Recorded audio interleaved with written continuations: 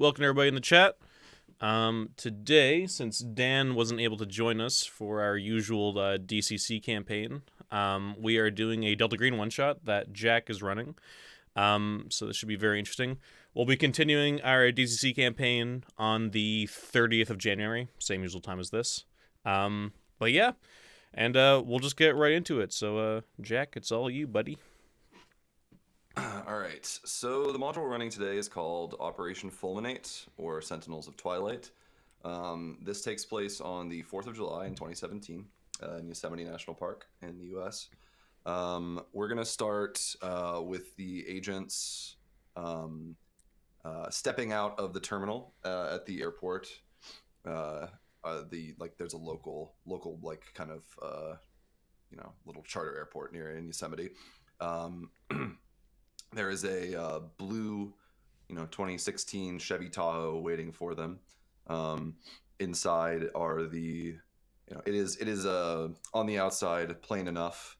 It has some bull bars added to the front, but on the inside it is clearly it's an FBI Tahoe. There is a rack in the back with a shotgun and a locked submachine gun. The kind of general stuff you'd expect in a police cruiser, an FBI vehicle. The agents have all been summoned on short notice, being pulled from whatever family activities over the 4th of July weekend. So in this case, 4th of July fell on a Tuesday in 2017, so everyone would be off work and get a short work week. No such luck this time. The agents have all been pulled out on short notice and forced onto a flight to Yosemite away from their families. Let's just quickly introduce everybody, and then we'll get to the mission briefing. Whoever wants to start first. Sounds good. I guess we'll just go down the line. Martin, do you want to go first, then John, then I'll go last? Sure. Yeah, so I'm playing Amy Corwin. She's an FBI agent, and I've written 12 pages of backstory, which I'm not going to read out now. But she's a good all-rounder, a standard sort of FBI agent. Mother died when she was young, and her father wanted to keep her safe, so decided to train her in the arts of survival and hunting and all that kind of good stuff. So she's quite physically fit. Fancy doing a degree in criminology at university stroke college, depending on where you live. And yeah, that's Amy, really. You'll find out more about her as we go through the scenario. I'll be playing Mark Kapoor, who's a doctor. He's pretty skilled at surgery and general medicine. He, what is there to tell you? He's divorced in his 30s, and he's here because he was summoned. So he is very annoyed that he had to pass up his plans with his son, who he didn't get in the divorce. So he's like, "This is fantastic. I love the government." Yeah, that's where he's at. All right. Yeah, and I'm playing as Anthony Oliveras. And Anthony is a special operator. He works with the FBI hostage and rescue sector. He was enjoying a nice 4th of July with his younger brother Eric when he got the call, and he also is not happy. Eric's been back from college, so he was looking forward to spending more time with them. But that's the breaks of the job we do. And yeah, overall, he's somewhat looking forward to it. He's a bit of an workaholic. Yes. Tomato. Right? Yeah, same thing. So he is looking forward to it somewhat, but he is also pissed. So he's in a bit of a weird state right now as we're on the way to do this job. All right. So as the agents get into the Tahoe and head towards the region of Yellowstone that they were directed towards, they recall the mission briefing they were given beforehand. Sorry, let me show players. Share with all. There you go. Should have popped up. Yep.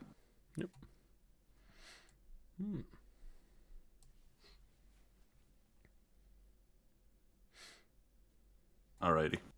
I can read this out if you guys want. Yeah, you got the best voice. Okay. 4 July 2017. Your briefing is simple. Go to the Rancheria Falls Trailhead Ranger Station in the Hachachi region of Yosemite National Park. You are to investigate the unexpected recovery of a 6-year-old child who was found wandering naked in a field by a ranger early Monday morning, yesterday. Goals: locate the child, identify the child, determine whether an unnatural threat is in the area, remove the unnatural threat, make the outcome appear mundane. The child identified himself as Brandon McGill of Topeka, Kansas, and asked to call his parents. After a brief conversation, the parents were beside themselves with confusion and tearful excitement and said they would depart for Yosemite immediately. They purchased tickets on the next available flight, departing at 6:30 a.m. on Tuesday morning, today. Sunday morning. Oh, it's Tuesday. Oh, Tuesday. I was reading the text. Sorry, my bad. Yeah, the text. It's up. After the confusing conversation with the family, the supervising park ranger contacted the FBI. He texted photos of Brandon McGill, and the FBI matched them with earlier photos. Much earlier photos. Brandon McGill disappeared from Hachachi Area in 1980 at age 6. If he is still alive, he should be more than 40 years old. San Francisco-based FBI agent Delilah Sands, a Delta Green agent, noticed the bulletin and used her credentials as a child psychology specialist to muscle her way into the investigation. She has disrupted it as much as possible, accidentally sending confusing messages that delayed the FBI's response. Other Delta Green assets in the FBI held up response with apparently inept legal and jurisdictional wrangling.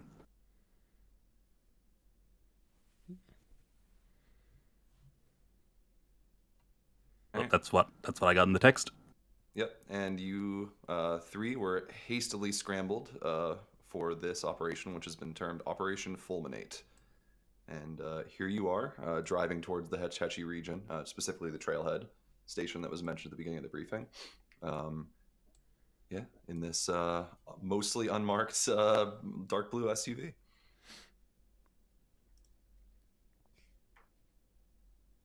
It is so. This is Delta Green.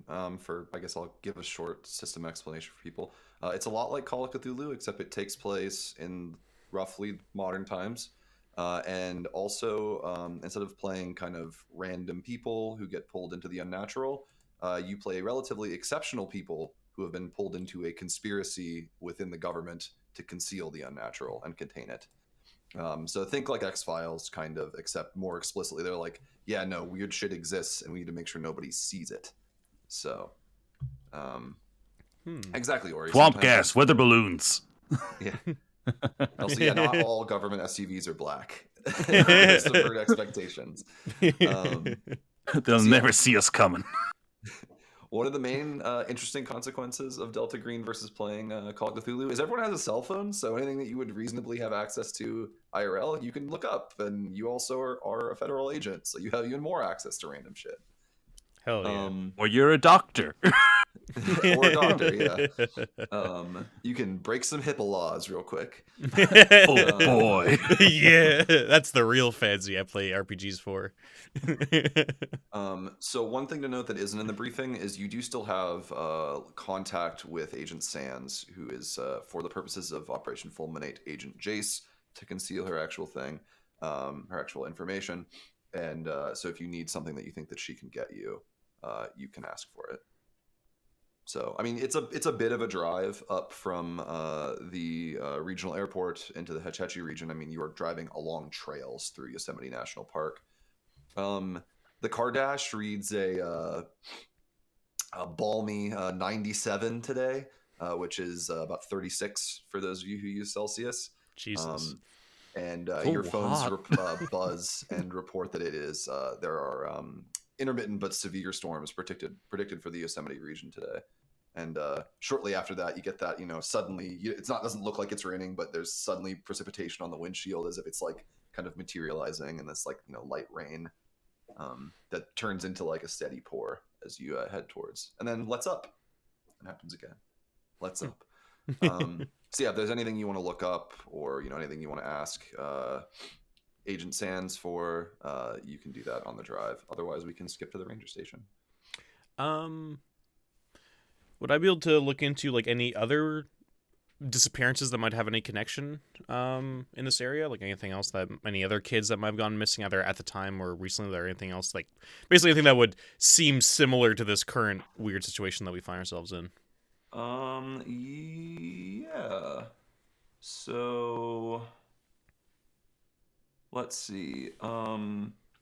Yeah, so you like whatever message Agent Jace, quote unquote, and ask for probably like all the FBI's files on disappearances or something like that. Mm-hmm. You got a couple hours, right? You can skim through some PDFs. Yeah. Yeah, you get a Vola file link to some PDFs. Which you should have in the handout section. There should be a bunch of Brandon McGill's stuff. Just skimming through. I mean, you're an FBI or an FBI agent. You can get information relatively quickly. There are park ranger reports that mention other children disappearing under similar like circumstances to Brandon McGill. 24 children have vanished in Yosemite over the last 40 years. And there is a specific like kind of overview report that was published sometime in the late 90s by a guy named Walter Delio that mentions like some specific strings that he's drawn looking at these disappearances over the years. Bad weather tends to follow disappearances. There's generally no scent that's been able to be found by dogs when children disappear this way. When they're found, it's usually miles from where they're lost, which makes veteran rangers, they'll encourage really big search radii when looking for kids. They'll often lose shoes or other clothing but are found unharmed. Those that are recovered have high temperatures and are usually withdrawn and disoriented. They almost always occur late afternoon or early dusk, and they tend to occur in areas overgrown with huckleberries.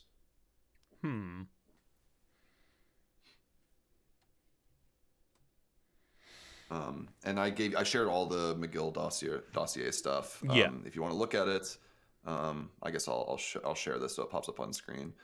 There's Brandon in a very 80s Kermit the Frog sweater. It says touchdown all buddy. over for some reason. You know what? That's probably one of the devs in the 80s. Yeah. One of the writers. 100%. But since we're running this online, I will summarize some of the information in that. So yeah, these are digital copies of the FBI's 1980 report. Brandon McGill disappeared from the Hachachi Area in Yosemite near a natural landmark called the Devil's Chair on June 22nd, 1980. He was with his parents on vacation. The Devil's Chair is a natural stone structure of shadowed columnar basalt that happens to have cracked and collapsed to form a vague seat 3 meters tall and 2 meters wide. It's a popular tourist attraction. Yeah. If you're unfamiliar with basalt columns, there's like the Giant's Causeway in Scotland. Ireland. It has a corresponding end in Scotland. Is that? I thought I thought that was in Wales for some reason. Huh. No. It's all the same. You guys are like It's somewhere in this neck of the it's woods, a tiny you guys. island. You guys, I'm sure I wasn't far off. It's two tiny islands, my friend. But it's Technically the more. hexagonal columns that you'll see. Yeah, everyone's it's, probably seen geometric. them. I think they pop up in like Death Stranding and a bunch of places. And like that Cubert game or whatever. Yeah, Yeah, Cubert, yeah, that's squares, I think. Yeah. That's a really relevant reference. Well, it's like a more relevant reference to when Brandon McGill. Yeah, I was just saying, Brandon McGill's favorite game was Cubert. I think before he disappeared. I think that was. What if that's what all these kids have in common? Yeah, they all like Also, Cubert. It's 2017, so Volafile exists. I don't usually respond in chat, but so Brandon McGill's parents, Ian and Ann McGill, ages 27 and 26 at the time, claimed the child was, quote, right there with them, end quote, when he vanished. It was approximately 4:30 p.m.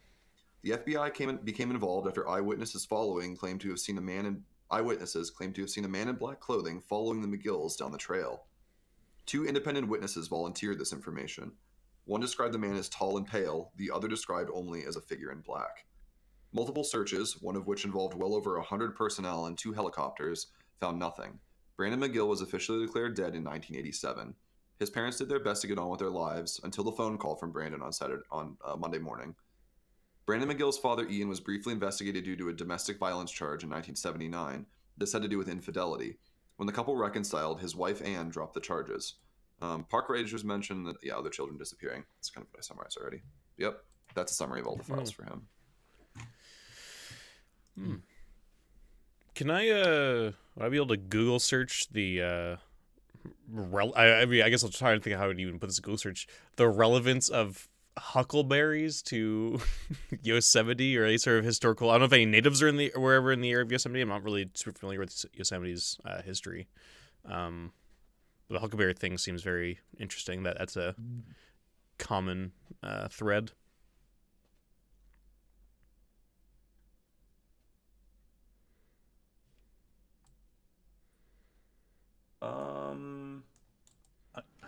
Yeah, there I were would like to take reference. Go ahead, John. What are you saying? I was gonna say I'd like to take a moment and talk about the newspaper handout for a second, because if you look in the bottom right corner, it's Errol Flynn. Errol Flynn, good guy in actually a Nazi. Yeah. Eleanor Roosevelt, German agent. He published book on 18 months declassified. That's good. That's a good catch. According to Good spot. page 36. So guys. Sorry, I just was Yeah, like, no, that's I got a it. fun little detail that they threw in there.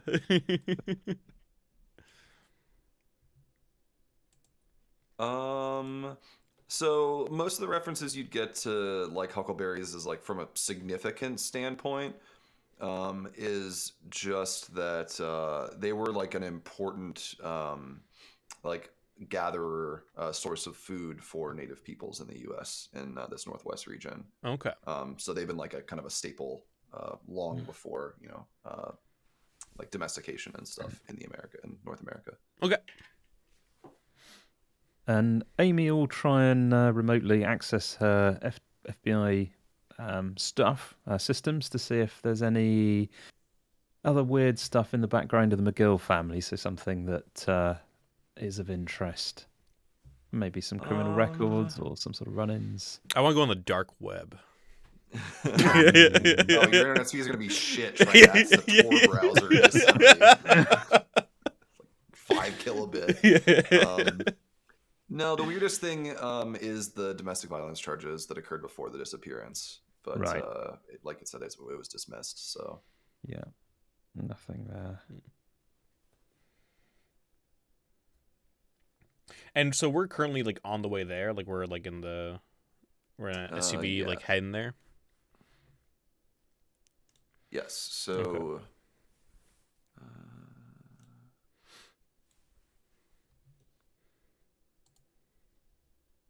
I will show you that. So this is the Hachachi area. So you're coming from the southwest here, up in and around.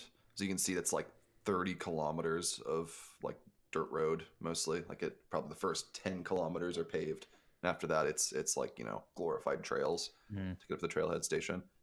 Kilometers. Definitely like I passing. thought this was America.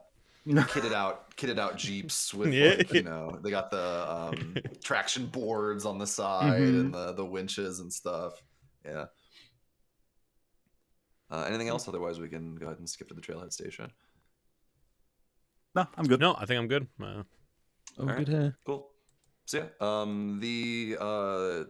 the spotty rain turns into like a pretty consistent, not quite pour, but like a hard rain. It's not washing out the trail or anything by any means, but for those of you kind of unfamiliar with the seasons in that part of the U.S., the late summer is rainy season. So, like a lot of times there will be flash flood warning, like significant ones in the national parks, because you could just suddenly get washed under 20 feet of water if you're in the wrong place. Not generally something you want. Yeah. So, spicy slip and slide. Yeah, so this weather, while it seems, it matches in line with actually the disappearances, it's not uncommon for this time of year. Mm-hmm. So we'll pop up to the Trailhead Station.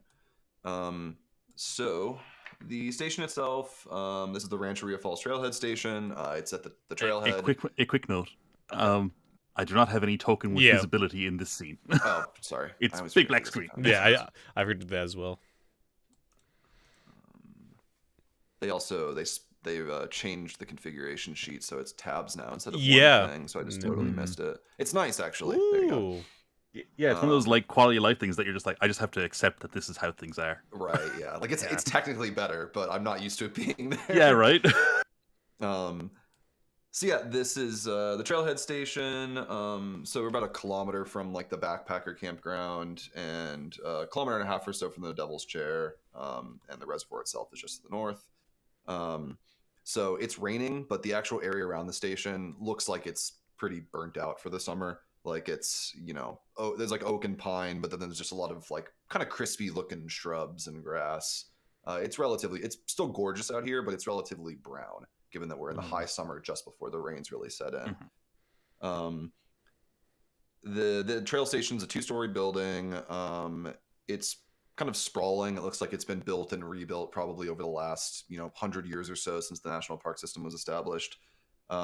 It's got big reinforced snow roofs. Off to the side there's a freestanding radio tower that's pretty large, and you can see like elevated cables running towards the O'Shaughnessy Dam. There are a couple 4x4s and quad runners parked outside. Off to the side there's like a bit of kind of rangers only parking. And there are like there's like light traffic here. Like there's a couple people who are kind of sitting on the porch who are clearly backpacking, getting ready to move off somewhere. There's somebody in ranger's uniform making a phone call out on the side of the house. But yeah, it looks pretty normal. I mean, it's, I guess they're probably also under the thing because it's raining. So Yeah. Yeah, it's like call it 1 p.m. right now. Okay. I noticed there's an indoor football net and football in one of the rooms, which is odd.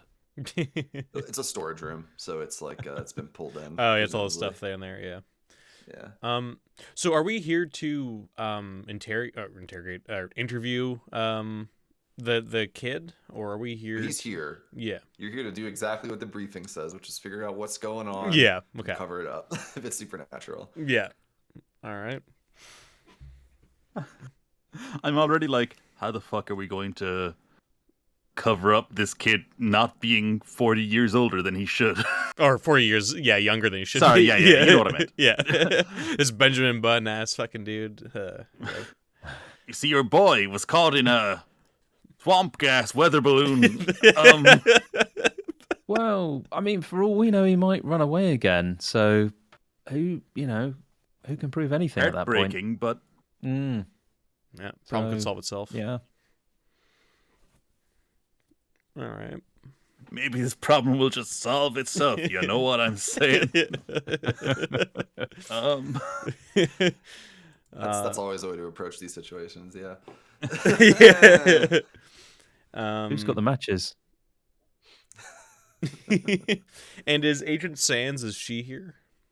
No, so she actually works out of like Quantico in Virginia. Oh, okay. So Okay. she's real far away. Gotcha. Yeah, there was a thing in the report where it was like she had to really like bungle and overstep bounds, and her interfering actually caused a bunch of delays because they're like, this isn't your fucking jurisdiction. Why are you calling us? Yeah. Yeah. But yeah, you can contact her via your phones. Cool. Well, I guess should we go inside here, guys, and talk to this child? Yeah. And, As well. and do we know if his parents have arrived yet, or are they still on their way? So no, their flight is not. It may have gotten in since you've driven here. Okay. But it was. But not we're here set to before get until then. this morning. Okay. Yeah. Yeah, we'll go. I guess we'll mosey on in. Yeah. So there's like a handful of people who are actually kind of just. So the door to your right is open to this kind of rec room. There's people milling about. Like it's obviously people like oh, you can hear them talking. Like, well, I mean, come on, the storm can't last that long. Like, we'll just sit here for an hour and then we'll go out and we'll hit the trail after that. A lot of people who are like kind of bummed because they're trying to have a nice 4th of July weekend out in Yosemite and it's pouring down rain in the middle of the day. So the opening to your left as you step through here, that looks like the ranger station area. There are people. There's a older looking man sitting there. His ranger hat's on the desk next to him, and he's you can see the screen. It's a big display. They've repurposed a small TV, and you can actually see on the screen what looks like a Doppler radar display. Mm-hmm. It looks like this. Ooh. So, That's and cool. you catch the end of a sentence where he's saying, "Yeah, we'll send out the bulletin to close some of the roads out. Don't want to wash out to take any of the vehicles with it." And puts his cell phone down, and starts typing something up. Okay, wow. So like we're like right in the middle of the storm. We're getting pretty close to it, right? But like, Yeah. Oh boy. it's see, here's the thing. I don't know anything about Yosemite areas, so I'm like, and I don't know the scale of this map, so I'm Well, like, I'm just using the Hachachi Reservoir map as a to. oh yeah, but I'm still like, Yeah. in my head, I don't know, you know. So I'm like, wow, this is like a pinpoint storm. Yeah. Yosemite is gigantic. It's like Yeah. many, Right. many, many kilometers in area. Yeah. This national park is big. It's This actually, one I is think far away. is 1,200 square miles. So Yeah, so it's Okay. like, You'll have to come to North America, John. We'll show you how gigantic this area is. all I'm saying is a national park should be something you can probably navigate in, maybe a day or two. Yeah. it is 3,000 square kilometers. Jesus fucking Christ. That's big. Yeah. Yeah. It's a big boy. So okay, in that case, this storm isn't like a little pinpoint storm. no. It's It's like a big quite front large. rolling in. Yeah.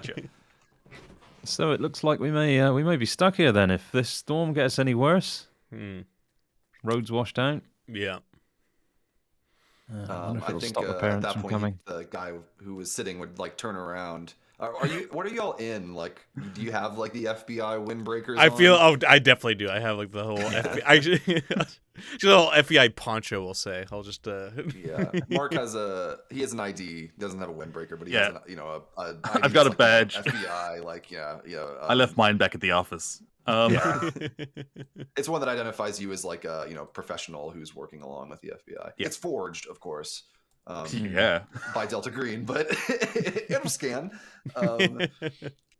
Yeah, it's It'll like, pass, you must be the FBI agent sent out here to take care of Brandon McGill, huh? Yep. That's That's us. us. Yeah, he like stands up. He's probably in like his early 40s, balding pretty badly though. He reaches around back, grabs the ranger cap, and straightens it over his head. And he's like, Douglas Keena. I'm the head ranger here at the Hachachi Trailhead Station. It's a pleasure to meet you, Douglas. Anything you can tell us about this whole thing? Have you were you the one who found the kid, or? No, it wasn't me. It was Tomika. She found him out there. I was the one who reported it to the FBI though, Yeah. Sacramento office. And where is the kid? He's upstairs, coloring probably in the main bunks, common area upstairs. Okay, I'll just look to you guys. You guys have any questions for him? I'm interested to talk to this kid. Yeah, I think we should get on with the matter in hand. Yep. Well, important to give him a quick physical in case there's any, figure out how long he's been out there. And he's like trails off as he says that. Yeah, you get like it's like, oh yeah, you never know. I mean, yeah, internal injuries and all that. I'm not a doctor though. Just And Mark is like, don't worry, I am. Oh, thank God. Don't worry, I am a doctor, and I tell everyone about it. I'll ask Douglas if he can maybe like on a map or something show us where he was found. Like I don't know if we already know that or not, but what Huckleberry Patch he was found in, or general so it was region near the Devil's Chair, which is near like, the Devil's Chair. Okay. Yeah. Like within like a kilometer or two of it. Okay. So not like right next to it, but within a couple kilometers of where he originally disappeared. Okay, sounds good. Yeah. It's less than 5 kilometers from where we are now. So Yeah. Perfect. And are there many sort of Huckleberry Patches here? Is this a thing in Yosemite? Oh yeah, they're endemic to the area. I mean, you know, important source of sustenance for the native people here before they settle down. Ah. Like goes into like his clearly practiced Yeah. I'm leading a tour sort of speech. Yeah. Pulls out a few brochures. Now, did you Yeah. know that huckleberries are an important source of protein as well as carbohydrates? Every day's a school day. Yeah, well, I guess let's go talk to this Brand. I'm sure we might have some more questions for Doug after we talk to this kid. He like does the awkward like, yeah, all right, don't let me get in your way, but I'm here if you need me, of course. I'm just a folksy ranger. He goes to like shake your hand before realizing he's already done it. And, Yeah, like, he seems more like nervous than actually awkward. yeah, It's clear he's probably never talked directly to the FBI. yeah. All right. Do you know what? Actually, Amy is going to strike up a conversation with him about fishing. Obviously, we've got the reservoir here. Amy's kind of quite an outdoorsy sort of person, so she's going to talk to him about what fish you can catch in the reservoir. You know, whether this is the right season and all that. I'm not much of a fisherman, so I don't really know how to He take goes this. into But it yeah, like most popular thing people do at the reservoir because they're not allowed to swim in it. Yeah, he's Yeah. like goes on and on. Yeah, he can tell you about like the specific biome, like where the boundary layers are, what you're gonna get with certain lures. He's a big Cool. fisher. He talks about how he grew up in Minnesota, you know, land of 10,000 lakes. So he's at home here. yeah. Well, in that case, I'm going to make my way upstairs to the room we were told Brandon is in. Yeah. Yep. I will just the battle maps aren't strictly necessary, but No, I Battle want to know maps. What do you call the it? lay of the ground for when I'm fighting Brandon. Here, I'll make both of these navigable by Well, John, while Martin talked about fishing, John and Alex went to fight a kid. I cut his throat with my scalpel. Oh no, not again. This is also a token vision. Oh right, I need to change this one. There you go. E. Yeah, I'm like, so you I walk wonder, upstairs. can I and there's- persuade him he isn't actually Brandon McGill? I'm gonna guess like this kid. Look into my eyes. Your name is Roddenberry, Gene Roddenberry. Why is he the creator of Star Trek? Yeah. It's the first name I thought of. Also, oh no, I've outed myself as a nerd. Yeah, Finally, yeah, no, so yeah. I'm playing Delta Green on the internet. 6 episodes of Yeah, a D&D yeah. RPG actual Yeah. play, and finally I've done it. Oh no. Used to be cool. Yeah. Then I saw so- Star Trek. So there are like a smattering of people in here, but they're mostly like on their phones, sitting at like on the couches.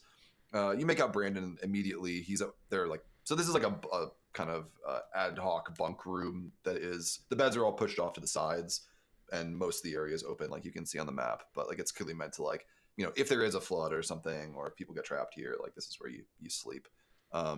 Brandon, a little kid who you assume can only be Brandon, is coloring at one of the desks. He's in some like sort of ill-fitting clothes that were clearly just put on by whatever the Rangers had here. So he's got like the one of the Super Bowl shirts from the team that didn't win a couple of years ago, the ones that they give away. He's got jeans on, but they go like way past his feet. Oh yeah, they're just cuffed like 6 times clearly. Yeah. But he's just coloring. I mean, he looks like the picture, other than the fact that he's not wearing that sick touchdown sweater. Which, I mean, I think it's coming back, guys. I think that style is coming back. So, John's fashion corner. Okay, cool. So, Mark is going to approach Brandon. He's going to be like, "Hello, are you Brandon?" He's like, yeah, stops coloring. He's like, yeah, that's me. I'm Mark. Nice to meet you. I'm Tony. I'm Mark's friend. Yeah. little kid hand. He's like he's 6. So. Yeah. Oh, he's His little claw hand. 46, but he's 6. He's like, so Brandon, I'm a doctor. I'm here to give you a checkup. Oh, okay. Yeah, no, it's literally just like, okay, how badly off is this kid? Like, what are his soles of his feet like? Do they show signs of wandering the wilderness for 40 years? Are they They're They're soft just and cut? nubs. No, he doesn't have the feet of like a 50-year-old drifter.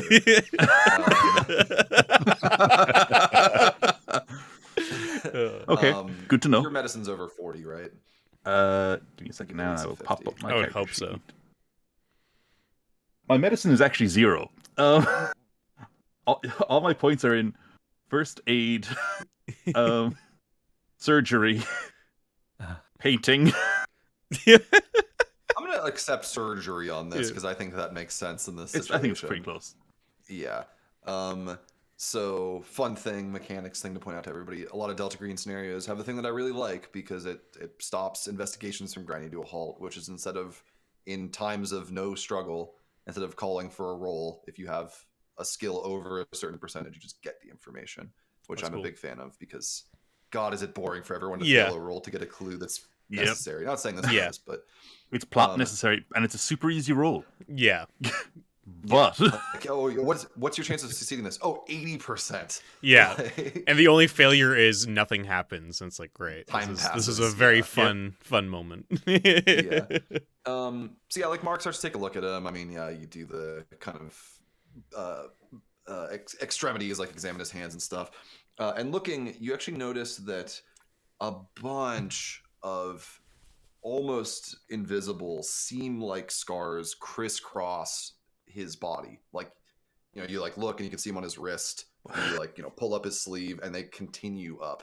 They're almost invisible, like on his skin, but they are all over him. And as I'm doing this examination, I'm just like, oh, okay, buddy, so how you doing?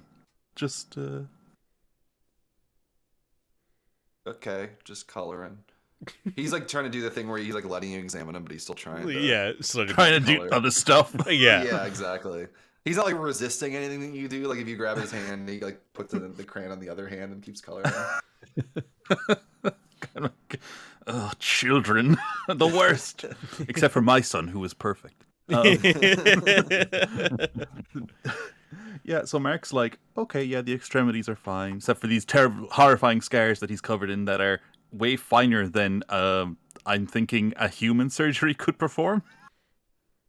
Yeah, I mean that kind of cutting would cause that'd be hard to even keep someone alive if you were doing that, even if it was over a long period of time.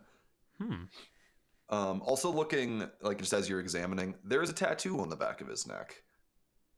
Well, this can't be the missing kid. He didn't have a tattoo. This kid's fucking He's got hard up. Snap.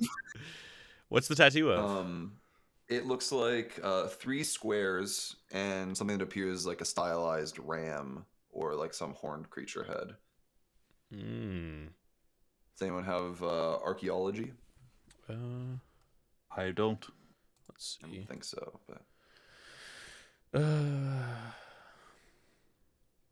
I have bureaucracy. That's the same thing. Yeah.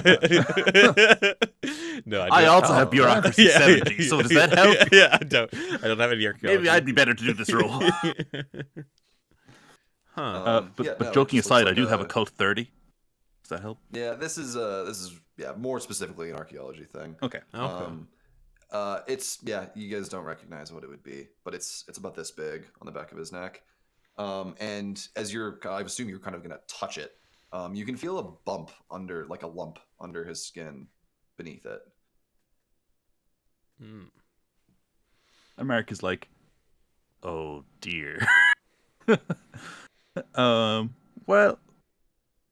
and he's like, so buddy, did you and he's poking it and he's like, does it hurt when I touch you here at all?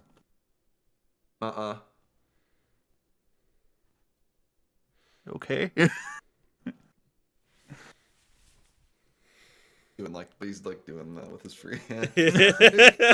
Trying to smack your hand away while you're doing that.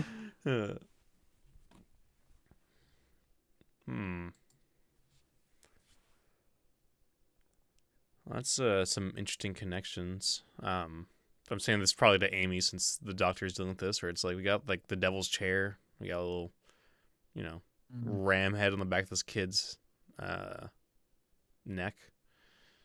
Amy will go, let me have a look here. And she'll take a photo of this with her, let's say, corporate iPhone, and do a Google can't talk today. Google image search on it. I was going to say, do you mean your encrypted smartphone? Yes. That's in your Gears It could be tab? an iPhone. I mean, hey, there's backdoor in those things in 2017. So It's actually a QR code to booster juice or something. It's just like, oh shit, viral marketing has gone too far. just give me a luck roll. Yeah. Nice. I'm fighting with the many windows and handouts. Yeah, me too. I have all this stuff. That's a fail. All right. Oh, sorry, John. That was you saying you were doing that, right? Or was that Martin? No, I was saying he was taking the photo. No. It doesn't. Nothing comes up, unfortunately. Image search can be weird sometimes. Even if you get a nice clear picture, you get images of like where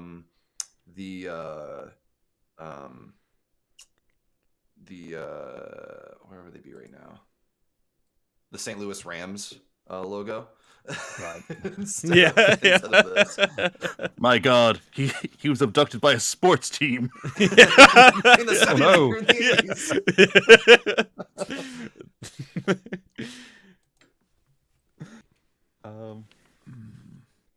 Yeah. So I'm gonna. I might regret this, but I'm gonna move on to checking his internal organs as best I can. Sounding him out, Yeah, he's like stethoscope and all that. Yeah. He's like, need you to take a deep breath, buddy. It's like a sigh, not really a breath.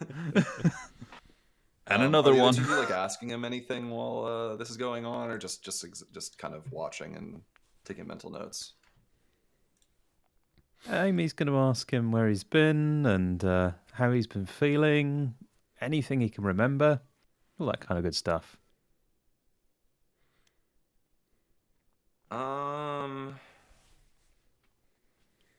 I don't remember that much. There were just there were some weird guys. They were tall, like really tall. Taller than... Which one of us is the tallest? I'll say me. I don't know. Yeah. I mean, you're the fucking hostage negotiator. Yeah. Hostage Yeah. team guy. Everybody Yeah. knows height plays a big role in hostage negotiations. Yeah. Taller than him, even? Yeah.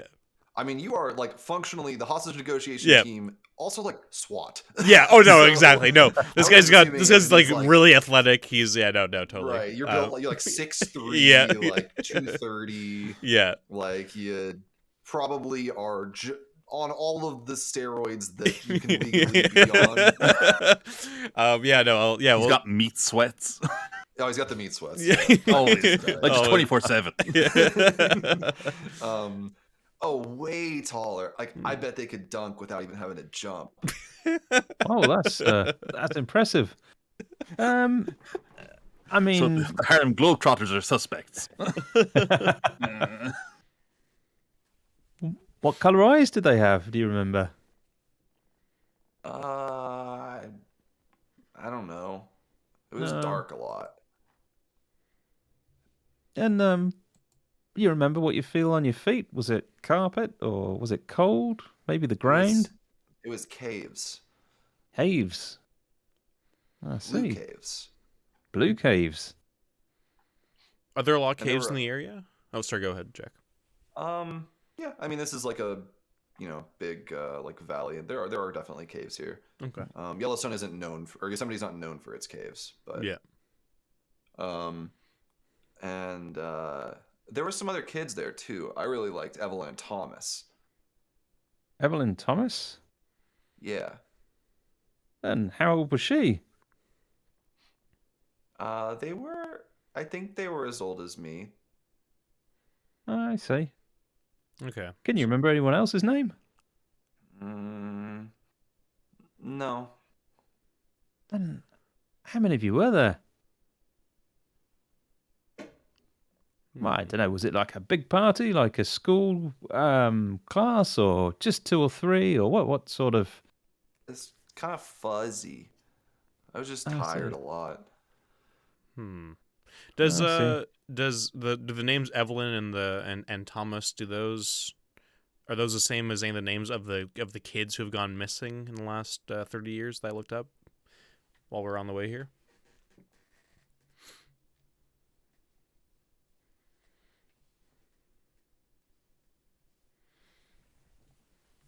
Ah. So you do a quick, file structure search, and this is Oh boy. not in the ones you were looking at. This is way older. 1918. I can read that out for the chat if you want, Jack. Yeah, you can go for it. Yeah. Children lost, volunteers for search wanted. Evelyn 7 and Thomas 10. Yvetney did not return home this Thursday to their ranch on the outskirts of Mariposa. Their last known whereabouts were to northwest of their family's property in the Mid Pines area. Their mother, Helen Yvetney, says the children went northwest to watch the cow pastures. When the children did not return by sunset, Helen rode to where they claimed to be. She did not find her children and found 3 cows killed. The dead cows are partly skinned and mostly disemboweled. When county deputies investigated the site, they found adult footprints leading into the nearby wilderness. The Mariposa County Sheriff's Office is concerned that the children's disappearance may be related to abduction. The Sheriff's Office asked for any volunteers to assist them in a search to the north and west of the Yvetney Ranch. Volunteers will meet outside of Mariposa Council Hall at Sunday, 7 a.m., before conducting searches. Huh, that's creepy. You see the day on the paper? Yeah, 1918. It's crazy. That's August 3rd, 1918. Yeah. Well, that's something. Yeah. And do you remember ever running away or any other part of this cave? No, it's all kind of fuzzy. None of the other kids ever. I mean, do you remember any smells, any noises? The food smelled icky. Icky. What color was the food? It was like mushrooms, like on pizza. Ah, are the little ones or the big ones? She's just trying to make conversation here. Yeah. Yeah, they can be nasty. Those. What was it? Just mushrooms? Just mushrooms, eh? Wow.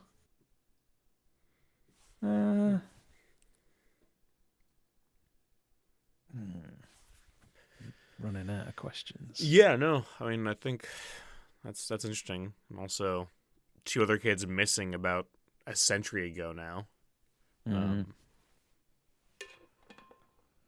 they met, and they're the same age. It's fucking weird shit. Brother and sister, yeah. How far away is the abduction area? Because my American geography is appalling. It's like Terribly about far, I think. 2 kilometer, a kilometer and a half from the Devil's Chair, which is where he Oh, okay. disappeared. Okay, Really so close, yeah. it's pretty still okay. Yeah, so still close to there. Yeah. Huh.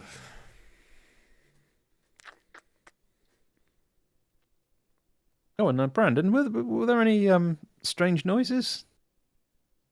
Like any rushing water or wind or sort of mechanical sounds like an engine in a car?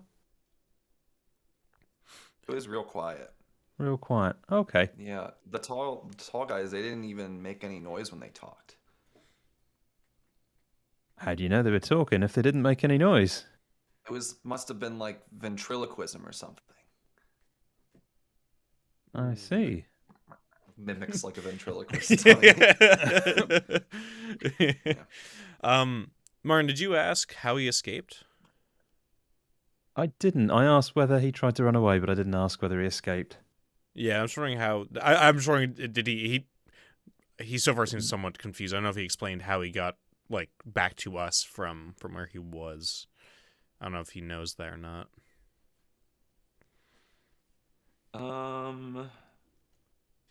He's like, I just remember being out in the woods. Okay. Was he like when they found him, was he naked or did he have stuff on him? Did they? He was naked. Yeah, he was dirty. Okay, so nothing on him. But like, all right. Unhurt. Okay. So there's a skills question here for you. Would one of us have any sort of skill that would allow us to try some hypnotism? Some sort of regression thing. Yeah, that would probably be. I think occult might actually make sense for that. Like you're actually trying to like really hypnotize him. Yeah. Okay. Yeah, I think occult makes sense. That's not me. It's not me either. I got a cult 10. Like a Me 30. too. Yeah, 30, yeah.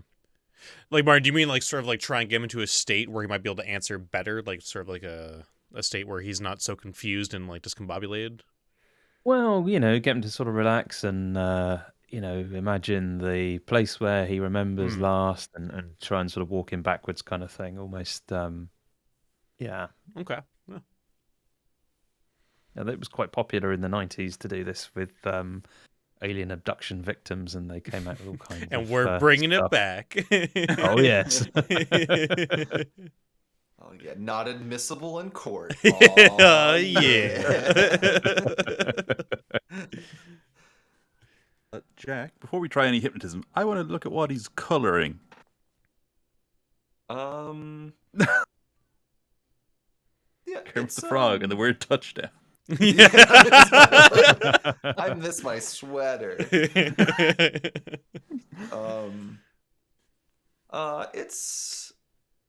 It's actually just a page that's been torn out of a book. It's like a dinosaur.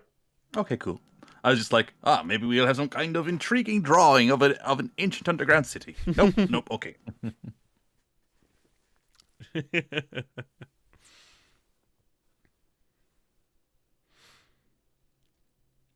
Yeah, I don't really have any questions for him right now. Tony's looking to more probably check out the Devil's Chair. So if you guys want to hypnotize him or got any other questions, but things seem to be leaning that way. I mean, it's always worth a try, right? Yeah, no. That wasn't me. Yeah, that wasn't me. What's the worst that can happen? that wasn't me dissenting. I was more saying like in terms of like where Tony is. He's just going like, yeah, if you guys want to do this, let's do this. But I personally don't have any more questions for him. Or any to begin with, really. Interesting child. Kids from the 80s are always the creepiest. Just All right. That's the only reason that Stranger Things works as a TV exactly show. creepy kids in the 80s. That's what that show is known for. Yeah, Creepy kids. yeah. Yep, that's what. They're the Stranger Things. Deal. Yeah, the strangest things Yeah. are kids from the 80s. Yeah. Look at them. They're playing Dungeons and Dragons. Satanic panic. So will I give you an occult roll to try and do this, or? Yeah, and so is Alex, are you going to do something else then, or? No, sorry. I was just sort of reiterating, like, in terms of people just wondering what we're going to do next. I was just saying, like, yeah, if you guys want to do this, let's do this. But, like, once you do this, I'm good to go. Check out the Devil's Chair, basically. I don't have any questions for the kid, personally. Ooh. Fucking one. All right, well, that's an auto crit. Oh, my God. Um, Tell us the entire backstory of this scenario. Tell me what Kinyan was like.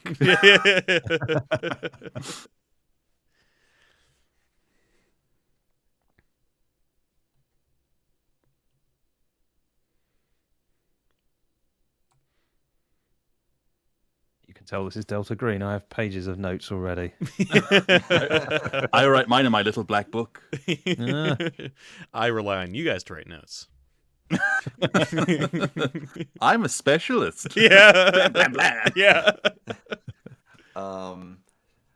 Yeah, you take some time and he kind of relaxes back. He thinks it's neat. I mean, you can tell him it's hypnosis and he's like, neat. And like lets you do it. Because, Like Yuri Geller. why the fuck? Yeah, exactly. He definitely knows who that is. He's 6.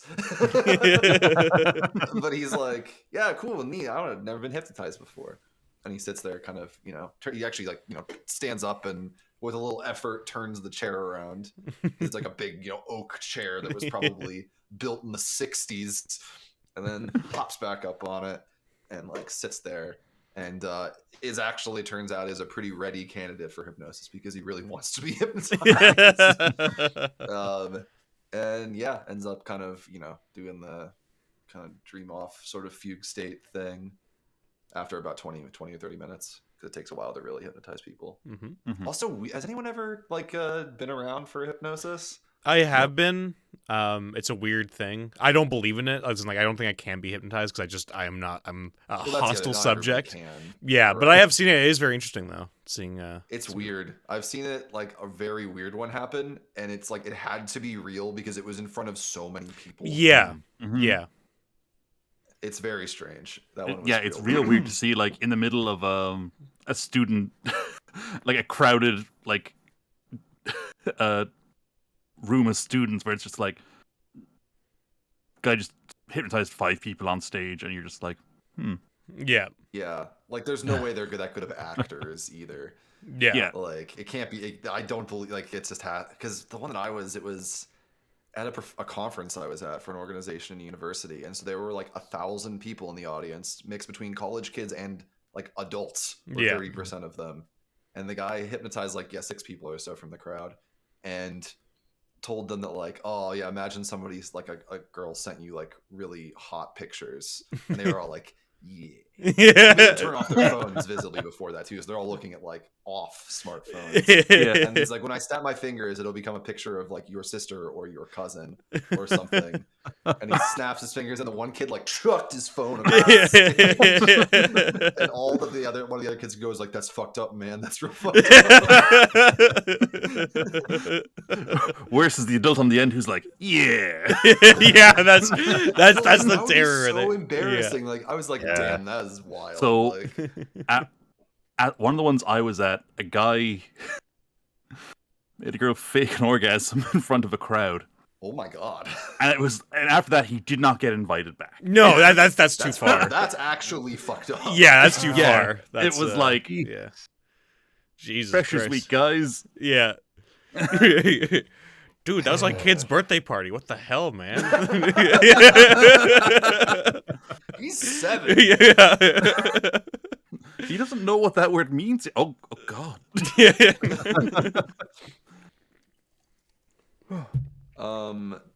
So yeah, he's like in a hypnotic state.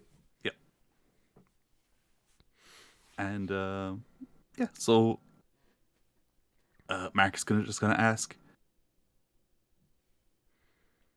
where have you been? No, wait, sorry. He sets the scene based on the newspapers we've read, and he's describing it's like the date is the date he disappeared. You're walking through the park with your parents. You've just been near the devil's chair. What do you see? Ooh, that's good. It's normal, and then I feel a hand on my shoulder, and then it's dark. Really dark.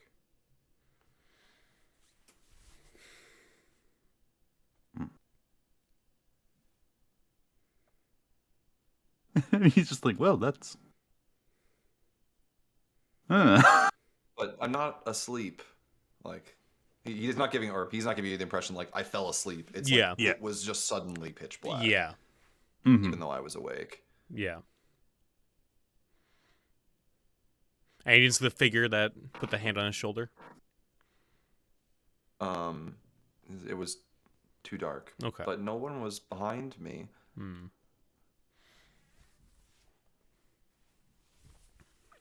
And Mark is gonna ask, okay, and after the darkness, what did you see next?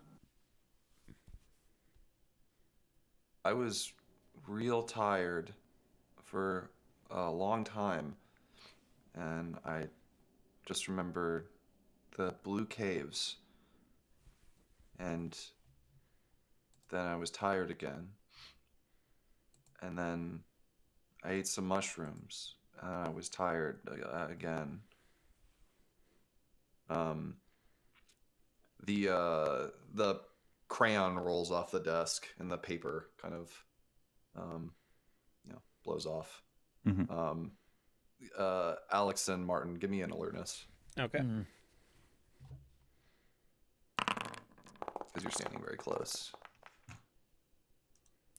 Yeah, Hey, we'll There's got not the any same wind. roll. That's weird. that's spooky. That's bizarre. Yeah. Like, what are the chances of that? Yeah. Ba, If- ba, times ba, 100. ba, ba, ba. 1 in 10,000, I guess. Yeah. There's not a gust of wind in this room. Like, the paper just off the desk. Oh, The windows are closed because it's raining. oh boy.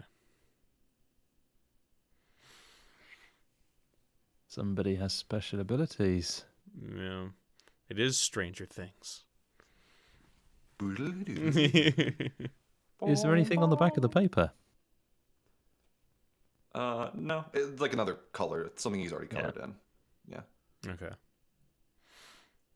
Okay.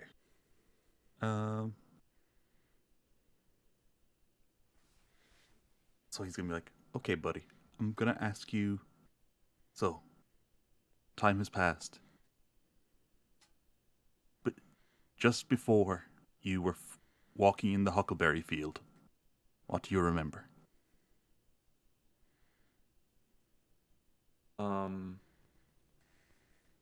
Just before. Do you mean like when they like in 2017, or do you mean in? I mean, Nice. 2017. Okay, yeah. Oh, okay, yeah. So just before you came back.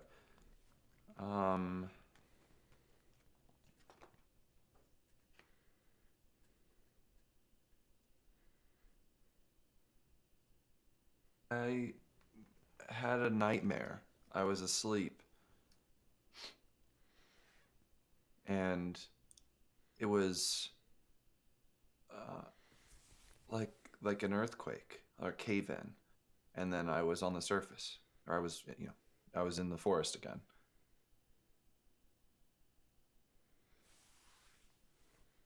And yeah, Mark's gonna just turn to the others and be like, do you guys have any questions for her? No, I think I think we're all good. yeah. I'll get the fuck away from this motherfucker. Okay. Oh, hang on. You could ask him if he could maybe pick the paper up. If he could imagine the paper Oh. blowing in the wind.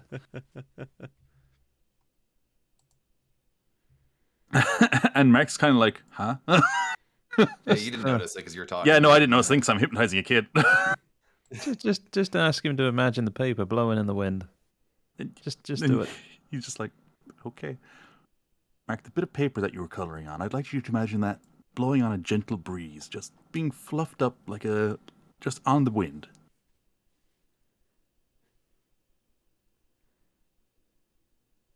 Hmm.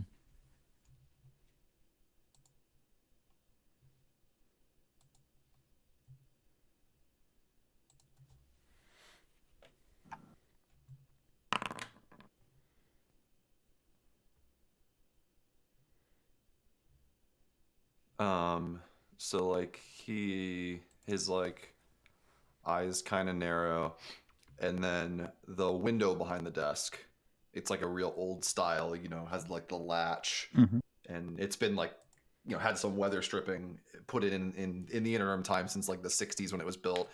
But the latch pops and the window flies open, and like cold rain pours in, and it hits Brandon, and he like goes like, yelps as he's pulled out of the hypnotic state, and you hear a bunch of stuff fall onto the ground from one of the coffee tables across the room. Mm-hmm. Yeah, and I think Mark's main effort is gonna be like to try and if that effect didn't take him out of the, I assume that crash took him out of the. Yeah. And he's like, buddy. And he puts his hand on Brandon's shoulder and he's like, you were clucking like a chicken. It was hilarious. Neat. Yeah. You also And he's like, he's like, yeah, it was just like that. Well done.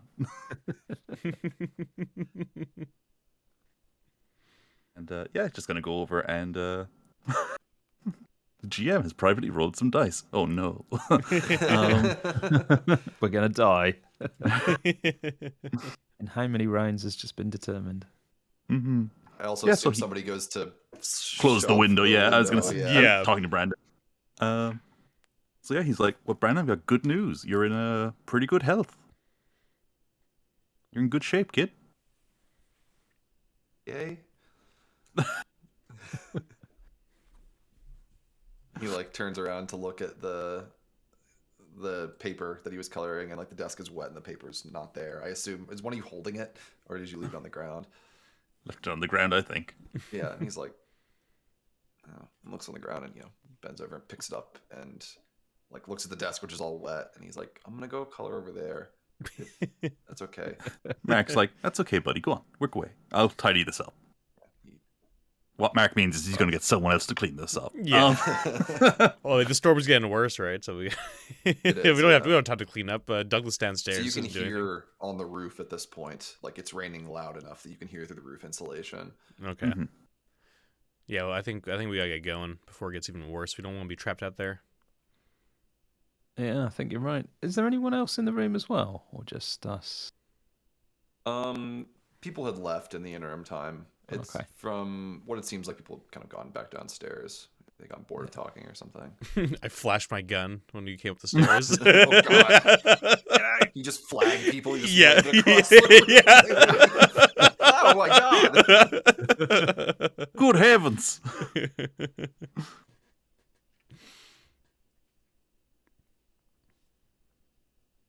All right.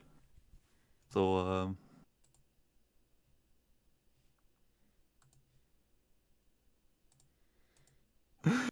oh, jeez. So yeah, Mark's going to he's going to tell one of the rangers. Oh yeah, one of the windows upstairs blew up, and he comes back with a bunch of like rags to clean it up. He's like, "I thought they'd do it. Public servants and all." And he just starts laying it down. He's like, The guy like doesn't believe you because he knows that all the windows were latched, and he's like, Yeah. "Open the window, you dipshit." Yeah. You get the impression. Yeah. "Yeah, buddy, you opened that fucking window." It's like, "No, I was hypnotizing a child." And okay, so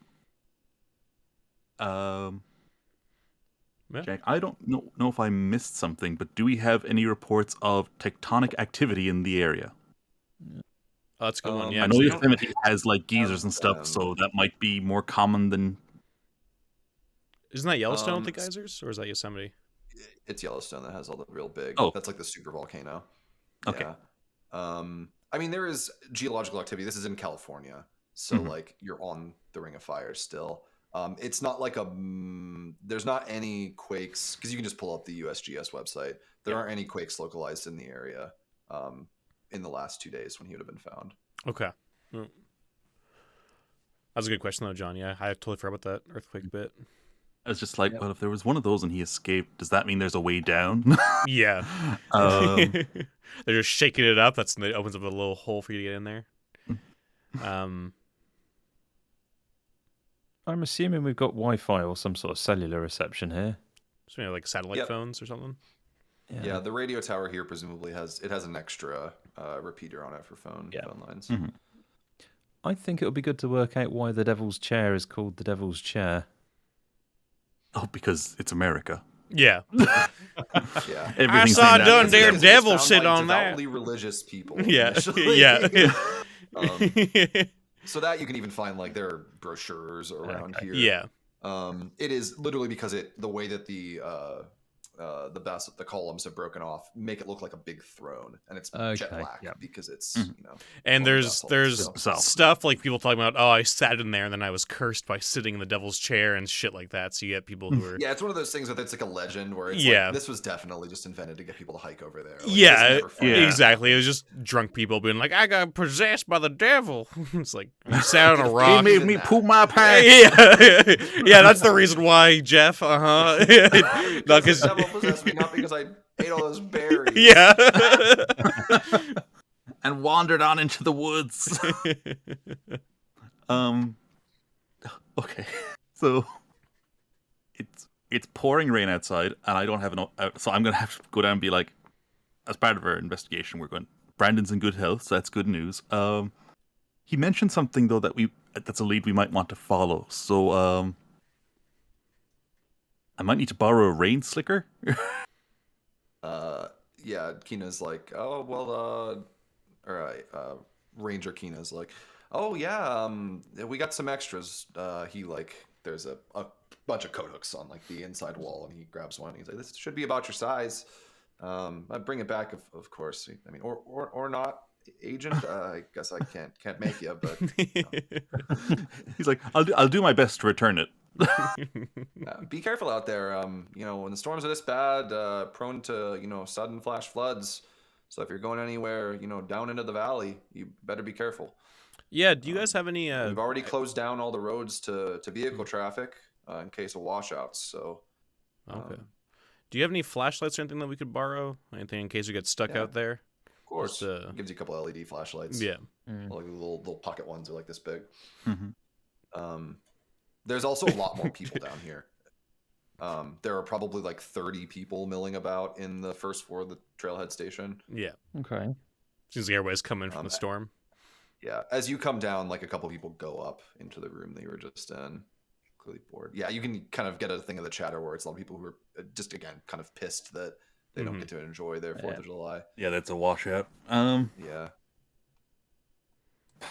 So Amy's going to ask, you got any caves in this area? Just, I know the place isn't known for them, but just maybe a small area?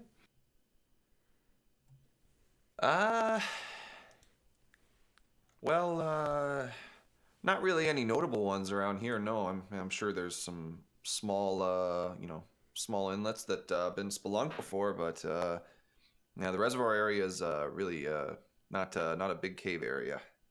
Yeah. I can imagine it would be flooded and all that, but yeah. Just curious. Do I think he's lying? I'm Trying to hide something? No, he's not lying. He's just pretty earnest.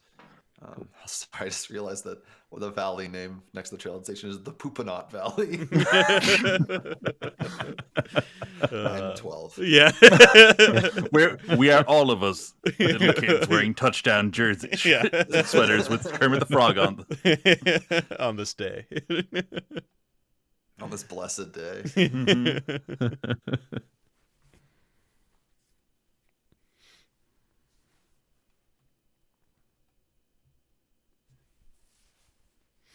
Yeah, it's not so far. I mean, I assume there's like a trail and everything down to the Devil's Chair. Yeah. Even if it is washed out.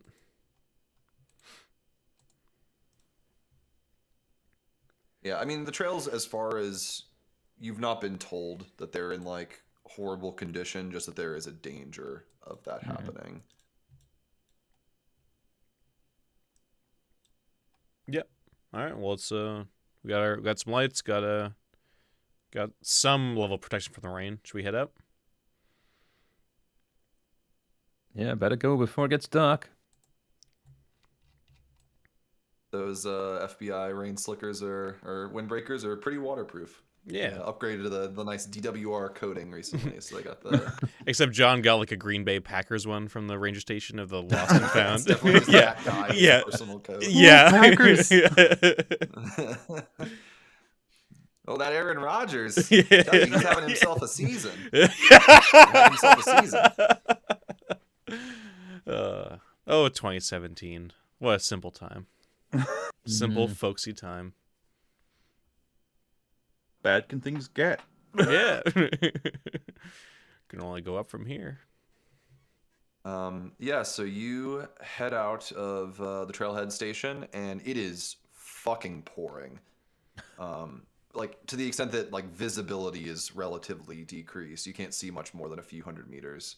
And you start making your way. It's muddy, definitely, but it's not, like, flooded out on your way down towards the Devil's Chair.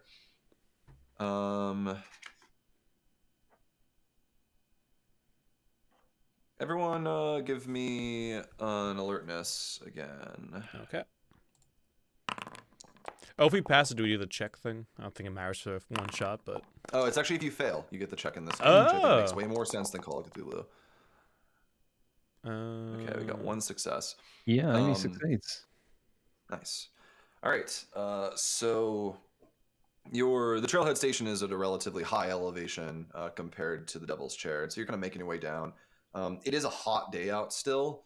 It's kind of that disgusting, like, it is above 30 Celsius and pouring. Like there is, steam coming, like it's misting because it's so hot that the rain is immediately vaporizing. And even so though you're, I was gonna say, even though you're wearing waterproof gear, you're still soaked with sweat. Yeah, sweating. Yeah, exactly. Yeah, it's so gross. I hate it. It's the worst weather. So you're going down into like it's the kind of tall like forest you see that have like relatively few branches at the bottom because it's like sequoia and like weird coniferous trees and stuff. And it's misty, so it's almost like Pacific Northwesty, which is not it's usually a lot drier here. But you're walking down, and the trees do that weird the thing where there's a lot of tall trees where they will because of parallax, they'll do the weird thing where occasionally like 4 trees will line up. And you get the kind of weird, thing in your peripheral vision. And so you're walking, and Amy at one point notices a gigantic silhouette in the distance. Like it is clear through the rain that it looks like a person's silhouette. And you're like, at first you're kind of like that. Like they must be really close, and then you look, you realize that the trees that they appear to be next to are, on the edge of your vision in the rain. It's like a couple 100 meters away, and doing some quick mental geometry. It's that person would have to be like 4 or 5 meters tall to cast a silhouette like that from that distance. Go and give me a sanity roll. Fucking hell. Boy. Tall enough to dunk without having to jump. I want that to kneel down to dunk. Oh, that's a critical success. So everyone else. Oh no. No, you didn't. Don't worry, see Alex. it. You didn't see a thing. Oh, okay. Okay. You didn't see it in this roll. Yes, that's That was success. lucky. That's fine. That was lucky. You're like rationalize it, like, oh no, I'm just seeing a tree weirdly. Like you're like, it's not shrub. a person. That's just a basketball player. The like trunk must have snapped, and it's just a short tree or something. But it's there. Like it's not like you turn again and it's gone. Like it's definitely there. She's going to point this out and say, "Hey, look at this this weird thing over here." This All right, the other team give me a sanity roll.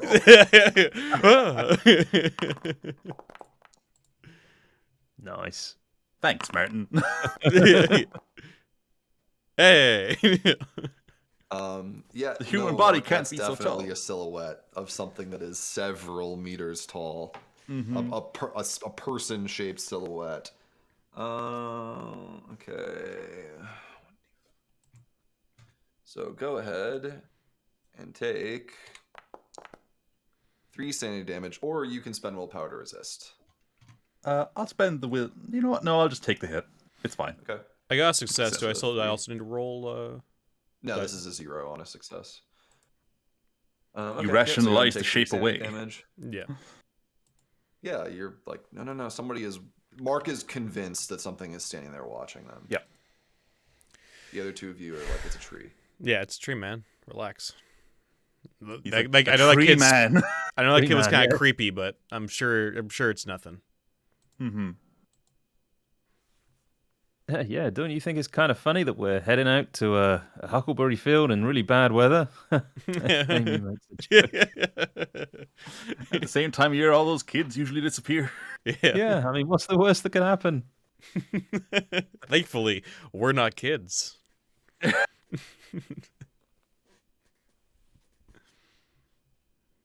Okay.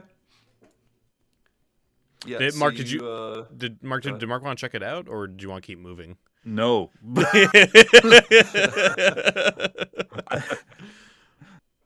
I, you know what? Mark's son had him watch some Slenderman videos, and It's 2017. Yeah. you're right. I was like, "What's the reference I can make to this?" Yeah, he's seen some Slenderman videos. He's like, "No, that's weird, man. Don't go near that. Don't look at it." Awesome. All right.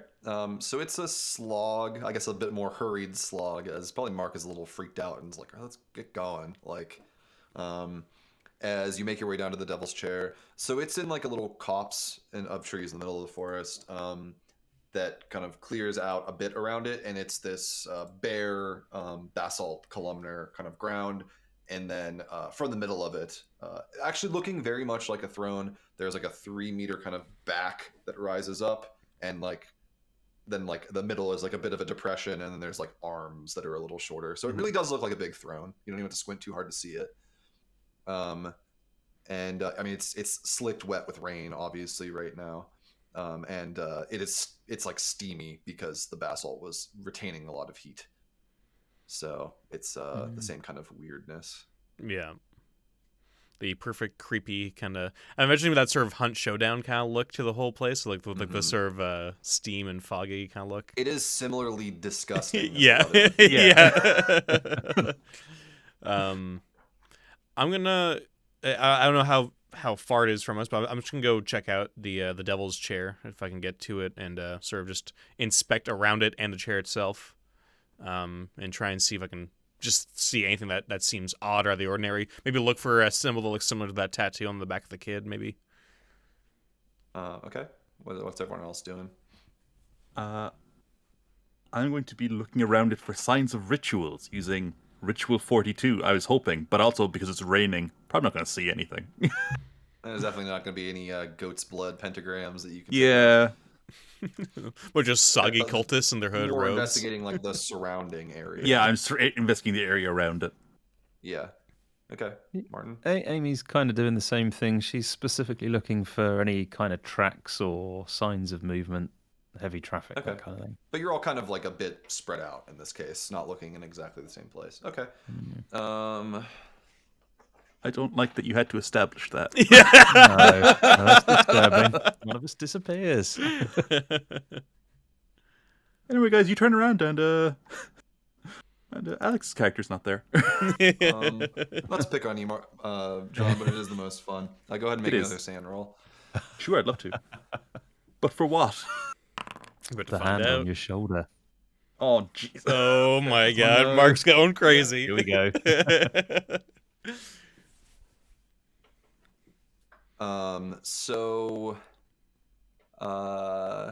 Yeah, you're looking around, examining, like, we'll say that, like, this is a roughly circular clearing. The chair is kind of in the middle, and I guess probably, Mark and Amy have spread out, kind of going, working the opposite clockwises around the area.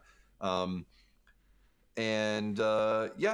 is, you're like kind of, looking, trying to see if there's any like people like, chipped off, I guess, like to make kind of shapes in the basalt.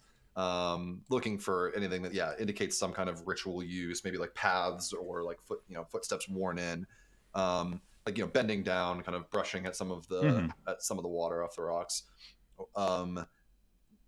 Both of the other two of you give me an alertness again. The rain has also noticeably picked up, so.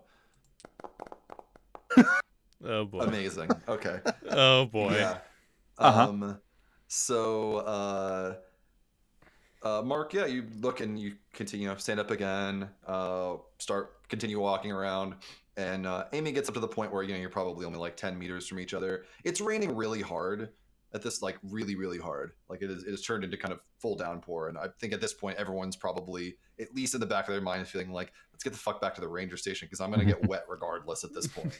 And you're not, so at the chair, you're not finding anything in particular that's weird.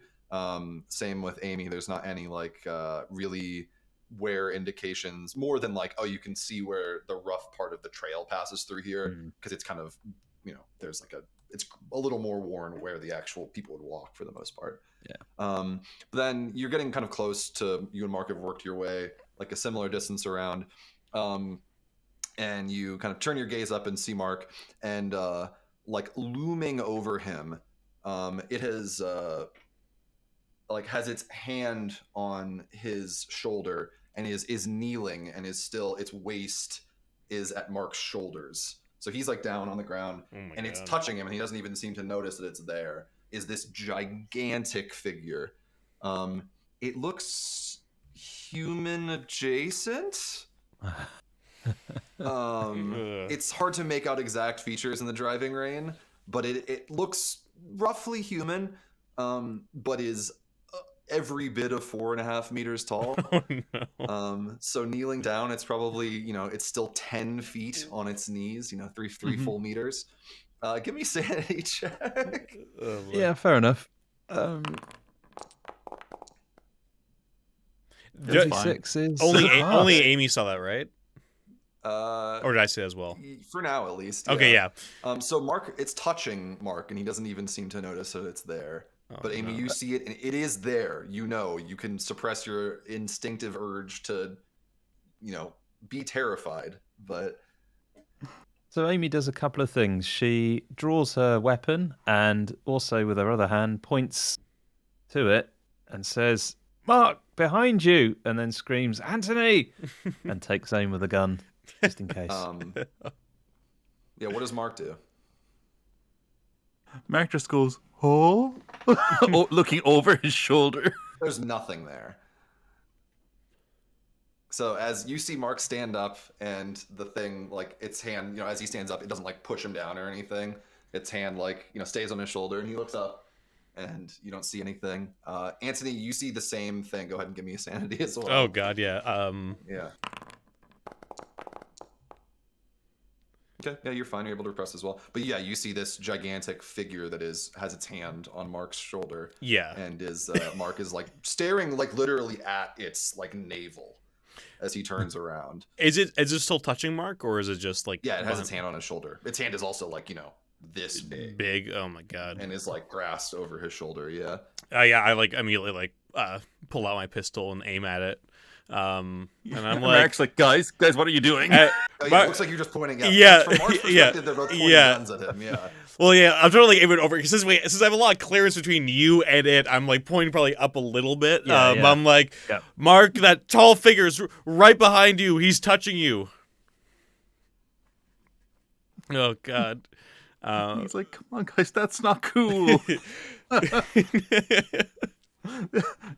know it's our first time working together, but this isn't cool. Amy Also, screams, hit the ground! Do it! He just Does Mark take awkwardly him seriously? Mark's got two federal psychopaths pointing guns at him. He's just kind of like awkwardly gets down on his knees. oh no, this is America. I've heard about this. My surname is Kapoor. Oh no, no. Yeah, I will. It hurts because it's true. Yeah, and that's why I'm just like, oh no.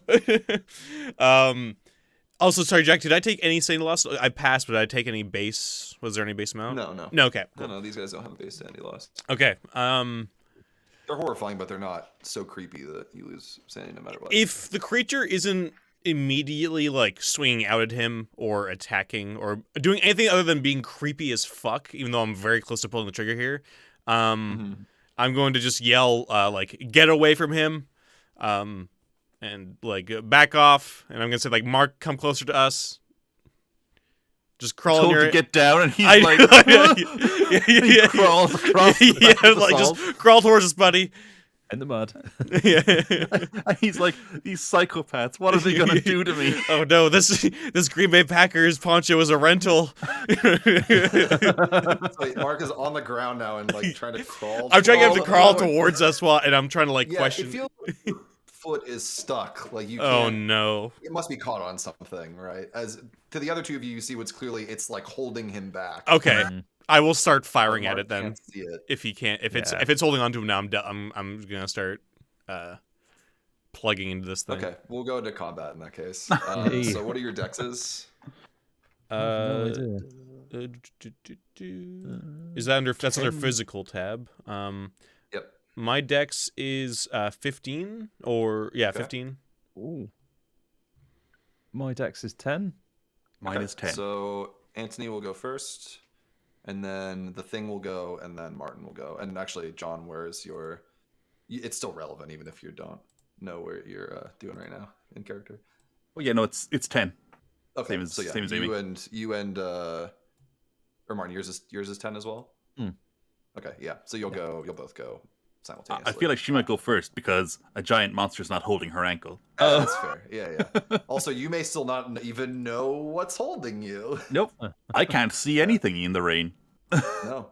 But in any case, Anthony goes first. So. Okay. Yeah, I'll fire off my my pistol. I haven't done COC adjacent combat in a long time, so I don't know how many shots I get. But I'm okay. So got a success. Okay, normal success. Yep. So roll for damage, I guess. Ooh, okay. All right. Nice. It is going to attempt to dodge. Normally, a human, you can't necessarily dodge bullets. Yeah. You Oh have to have, God. like, plausible. You're doing like the dive. I've dove for cover preemptively kind of thing. It does not have that restriction in this Oh circumstance. no. So it still has to try to oppose, though. So it's gonna do. It wants higher but under. It fails, so you shoot it. Nice. Yeah, I mean, everybody, your ears are ringing. Everyone else's ears are, if you've ever been on a gun range, you're not that far away. Somebody fires a pistol, like, it's real fucking loud. Yeah. The pistol round, rips through this thing. Does it have any sort of reaction to it? Oh yeah, no, it's like that clearly hurts it. Okay. Can I fire multiple times? I am like a trained combatant, or at least trained high stress environments with the whole FBI hostage negotiation thing. I just don't know how pistols work in Delta Green versus CSE. Yeah, let me double check. Yeah. I forget exactly how that works.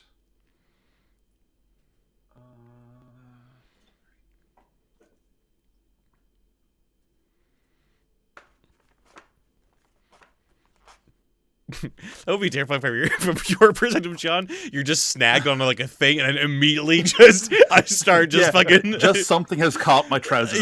Yeah, and I just let loose. Pistol.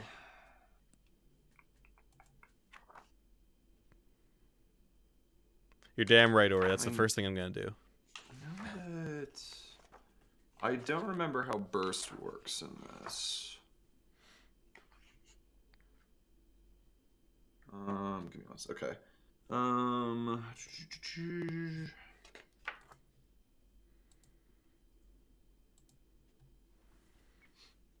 I think in this case it's kind of abstracted as there's not like a 1-3, like Call of Cthulhu speed for firearms. It's pretty kind of just like you fire your gun.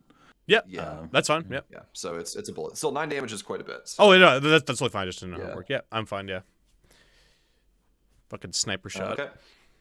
So it is going to like recoil as part of that, and so Mark will feel the sensation that his foot is stuck, lifted. He doesn't necessarily see the thing because it's behind him, but he hears the gunshot. The thing hears a noise as this, very low voice like grunts, and you can hear the like behind you as the pistol shot hits. And to everyone else who can see it at this point, it seems to go like half material. So it kind of flickers and fades. You can sort of see the forest through it, as if it's kind of that effect of when you see in things that it's like almost buzzing back and forth fast enough that it creates like a gap you can see through it. Okay, that's disconcerting. That's its turn though. So I believe that means Amy is next. So Amy's gonna fire. She's not sure whether she's gonna hit it or can hit it, but she's gonna give it a go. All right. So that's firearms. My God, she's got a firearms of 70. Which means I'm going to roll above that, of course. I mean, you're talking about a character that's raised as like a survivalist. Yeah. And then trained by the federal government. So, I mean... Yeah, go ahead and roll damage. So 49. Medium pistol. Come on. Why? Wait, medium pistols of... Okay, no. Okay. Oh, you had to click on the damage. They just to the right of the pistol. Yeah, it's a little delay on this one's a little weird. Okay, yep. Cool. Yeah, you are 100% sure that round is on target, and it just goes right through. Oh god. It's just there's the muzzle flash, and it doesn't appear to have hit it. It doesn't flinch, doesn't move. Like as soon as you reacquire, you're like it's just in the same place, and the pistol round is somewhere off in the trees. She yelled, right on through. Phase out somehow. We all held off. Mark has had pistol shots fired in his general direction. Over his head. Yeah, like literally, like you could hear it. It's the yeah. going by. And I heard a big grunt from behind me. And it wasn't your trousers. Yeah. And Mark is going to try and crawl away. Okay, not looking. Yep. Just not looking back, just like crawling. And like, I want to point out, he's not crawling towards either of his companions. He is crawling, if you imagine they are 2 points, he is crawling between them. Yeah, that's perfect. Yeah. So he's doing like the... Yeah, very much so. All right. For those in the chat, Mark has no weapons. Yeah, he's a He's a doctor. The other two are the armed ones. Yep. Oh no. All right. So it is Anthony's turn again. Okay, yeah. So I saw that. Mark is able to get like pretty close to directly between the two of you. So okay. It's now a triangle with a thing here, Mark here, Amy here, and Anthony there. So I'm just gonna yell at Amy to cover me, and if I can, I'm gonna run towards Mark and sort of like grab him and start like dragging him if I can get him across faster. I feel like I'm possibly more athletic than the probably very scared doctor right now. So I'm just gonna like try and grab him like by the arm and just start like dragging him back, like so we can get like behind Amy, so that none of us are like in the crossfire. Yeah, Mark's probably in pretty good shape because he's a surgeon, but he's also probably in shock because Yeah. he's a surgeon. Yeah. and has also never been shot at in his life. Like most people. Yeah. Yeah. So you can do that. Yeah, you reach out and you do the like incapacitation, like body grab where you have the pistol forward and drag. But that will be your turn. Yes. You Yeah. can do That was the and plan. fire. Yeah. Yeah. So the thing, it still has that kind of buzzy half material look to it, and it stands straight up, and is no longer there. Yeah.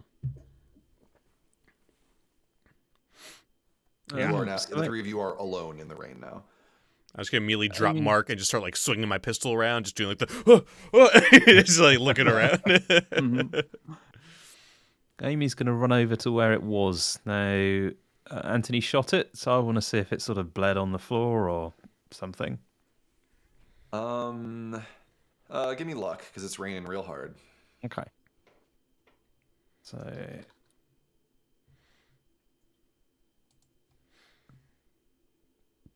Now let's go for one of those.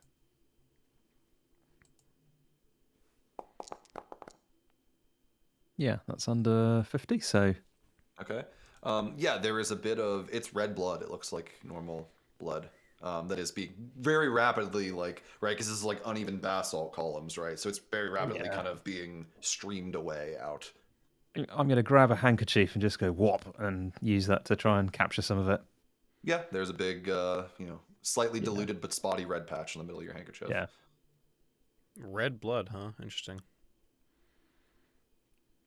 And she'll run back over to the others and say, well, I've got a sample of something.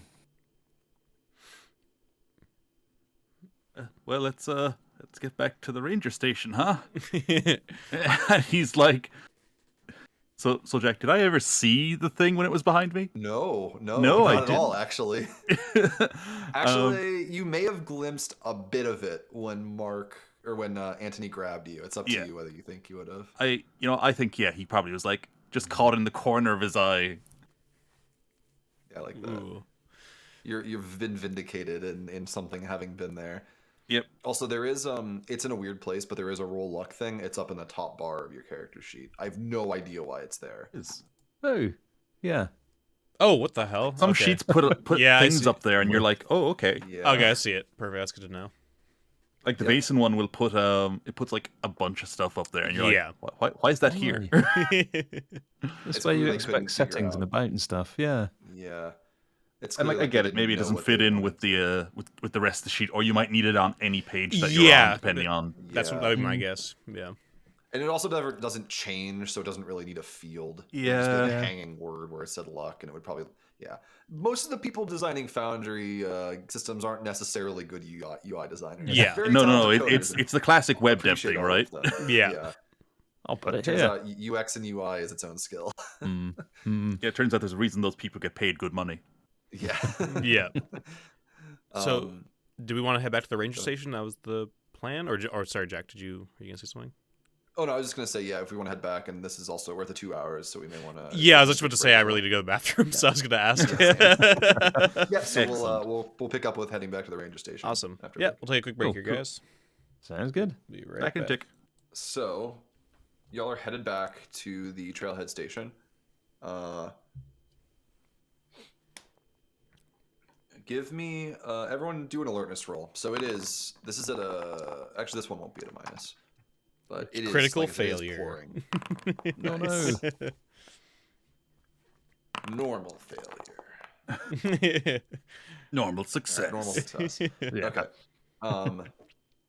So you're kind of I'd imagine at a substantially like at least probably a brisk walk heading your way back to the Trailhead Station, if not like a jog.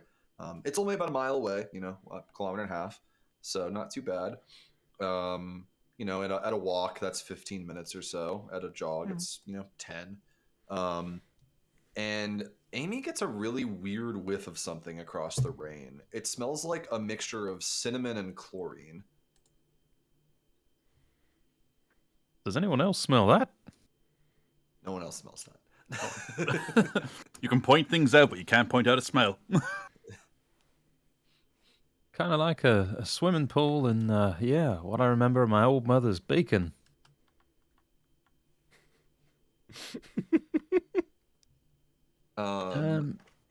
Yeah, go ahead. Any direction?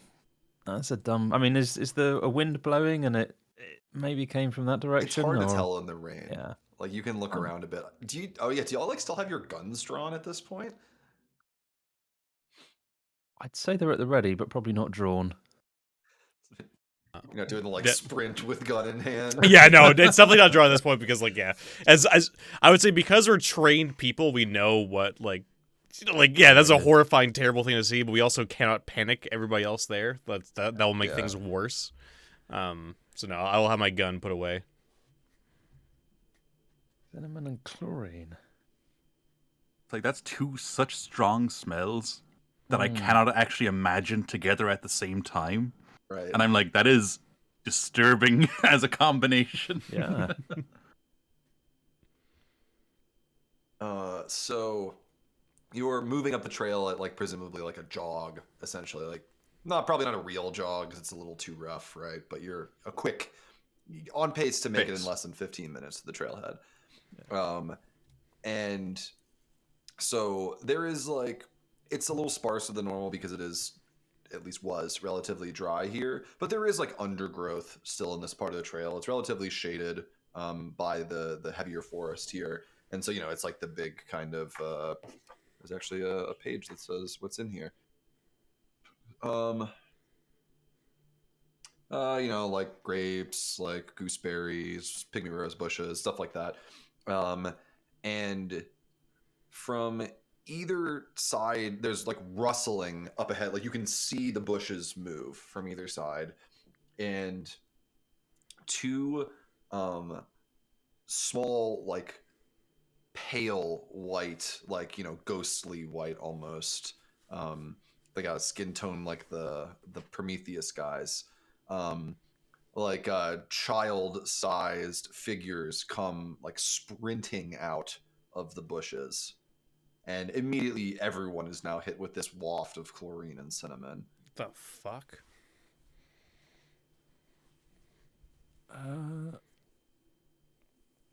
Evelyn and Thomas? You don't get an immediate response. Okay. Does anyone else do anything immediately? I think Mark's first instinct is to try and figure out, am I looking at two malnourished, small, pale children? Give me an appropriate medical roll here. Whatever. First aid may actually work fine here. But I this think is so. pressure, so Yeah. it's that needs a roll. Part of triage, I guess, sort of. Yeah. See what you're dealing with. Okay, normal so success. you do like a quick visual assessment, right, as these children are running towards you. You can see the skin has like the pallor of like a preserved dead body. Like it's more like something that just walked out of, the cold room in a morgue. Yeah. This is not the flesh of a living thing. No. A healthy living thing, anyway. No. Do you these Are are they like coming? running out of the bushes towards you, like Oh like God. Oh, right. taller small children. I'm not gonna immediately shoot these things if they are kids. I'm going to. I don't know how close are they. Are they on us already, or like are they just like coming towards us? Like, cause It's like a couple meters away, like 5 or 6 meters. okay, I'm gonna do the Like, thing. but they are like they've come off the side of the path and are running towards you. And you said they're like child sized, basically. Yeah, they're like Yeah. probably about the size of a 6 or 7-year-old. If they come straight at me, I'm gonna do like that dad thing at a barbecue where I sort of just like put my arm out or my leg out to like just sort of stop them without trying to like hurt. The kids are like running around, but like to run into like a fucking fire pit or something. I'm gonna see if they Oh, run yeah, towards. and Yeah, you're like, just "Whoa, like whoa," just like a whoa, like and like. let them like push you a little bit. Yeah, push them exactly, back, and they then sort of just like use their own momentum to just hit the ground. Okay. Which is something I got But kicked at everyone barbecues else. a lot as a kid. I don't mean it that way. I mean, like, That's like the most specific. Look, I got kicked at barbecue. yeah, only barbecues. What? Yeah. You guys didn't? Yeah. Oh, come on, it's totally normal. It's part of growing up, right? You just get kicked at a barbecue. Because you were running towards the fire pit. Yeah. Yeah, Drunk, drunk. like, Yeah, my dad just drunk kicks me over the fire. Breaks my spine, but at least I'm not burned. Everyone's like, that was sick. Yeah. Way to go, Alex's dad. Yeah, shotguns of beer. And they're all like, yeah. Yeah, everyone's like- I'm crying on the Were you ground. at a Everyone's barbecue or a frat party? yeah. Alex, as a child, did you attend many frat Yeah. parties? Oh, it was crazy, man. they thought he was a dude with dwarfism. Yeah, who was yeah. passing himself off as a student.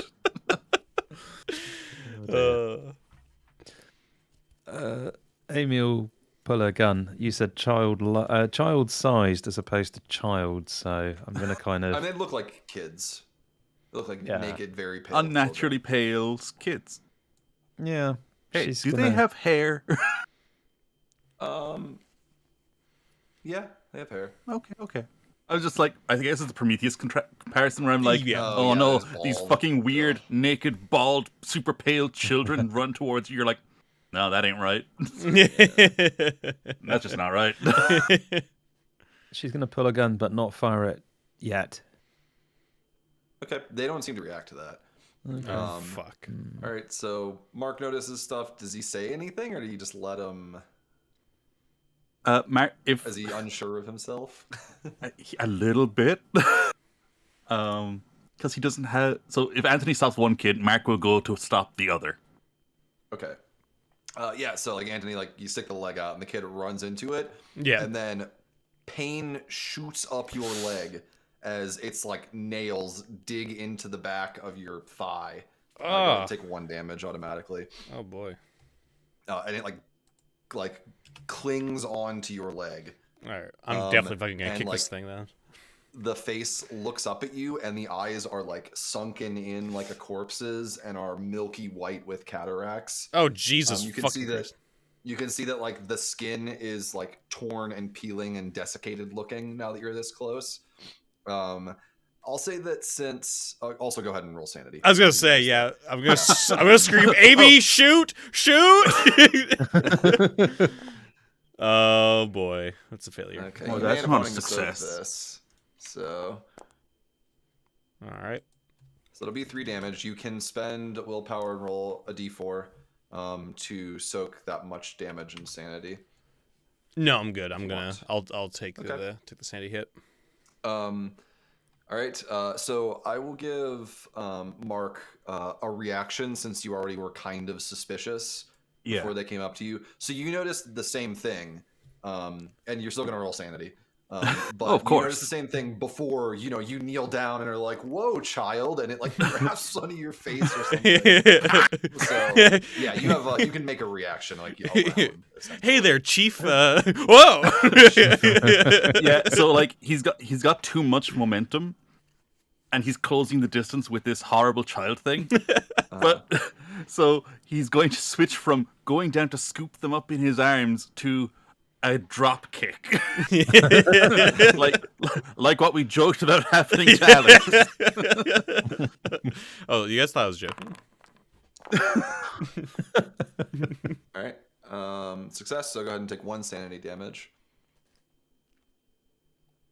and then go ahead and roll Unarmed combat. Yep.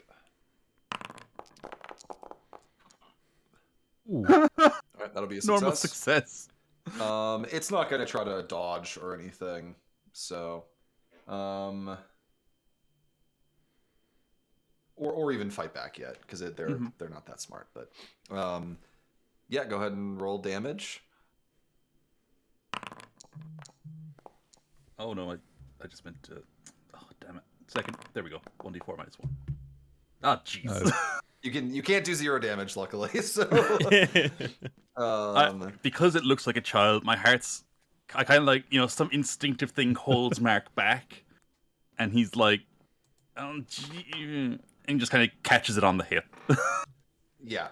And it still goes, it tumbles off to the side, but instead of like, stopping in pain like you would expect a child to, it is like instantly scrabbling to get back onto its feet through the mud. But it is like, not covered in like the red-brown mud of the trail. But it's like this disgusting, because like that's not what a child does. It's like very uncanny. It's like an animal scrabbling back to its hands and feet. All right, so that was like the surprise round, I guess. And we'll go ahead back into combat. They're at 10, so they will go last. Okay. In this case. I'm at 15, but I don't have my gun drawn, so just. It's also making that kind of awkward because it is like attached to your leg. Yeah. But I mean, don't shoot yourself with the foot. Whatever. I mean, I will. When it's my turn, I will absolutely pull my gun out and put it to its head and just fucking fire. I mean, you're first, so okay, yeah. So that's what I do. There's no gun thing. Oh, gun in this one, bonus to Dex. Sounds good. Yeah, I will just I'll pull out my pistol, put it to its head, and just pull the trigger. Yep, and you get an extra 20% to the threshold. So so actually that passes. So it's actually a 63 under an 80. So that passes. Okay. I do 5 damage. Yeah, it blows apart a significant part of this thing's head. Oh my god. You are spattered with it, very much like decomposing, but still human viscera. Luckily, you're wearing a rain jacket, so most of it just kind of slides off. Yeah. There is a gigantic red stain down your pant leg now, though, but it is still gripping onto you. Yeah, it's still okay. All right. Yeah, it's not dead. Okay. Or it's not any more dead than it was previously. Okay. All right. That was 5. Okay, so I think we're both at 10, aren't we, John? Yep, you guys decide. But I say Amy goes first because we did it last time, so I don't see why not. Why fuck that? So Amy will aim at the one at Anthony, on Anthony's leg, and unload into that one. Don't hit me. Nice. She can. 30. Nice. Nah, she's good with a gun. That also would have been point blank anyway, so under 90. So, come on, let's have a 10. Hey. 7. Seven's nice. pretty good. Yeah, so that like rips across the shoulders of this thing, like essentially bisecting what's left of its head from the body, and it like you feel the grip release as it slumps backward off of you, unmoving. Okay. But you're not again spattered. With Yeah. My jeans. All right, John, you're up. Just gonna try for an unarmed attack. Just gonna punch this horrible small child monster. Hey. Nice. Yep. It'll try to fight back. Okay. Um, Oh God, John. Unlucky rolls. Look, I can't help it. You're a doctor, man. You should know where the where the pressure points I are. Of cinnamon Ooh. chlorine no, children it or whatever. crit fails, so it does not.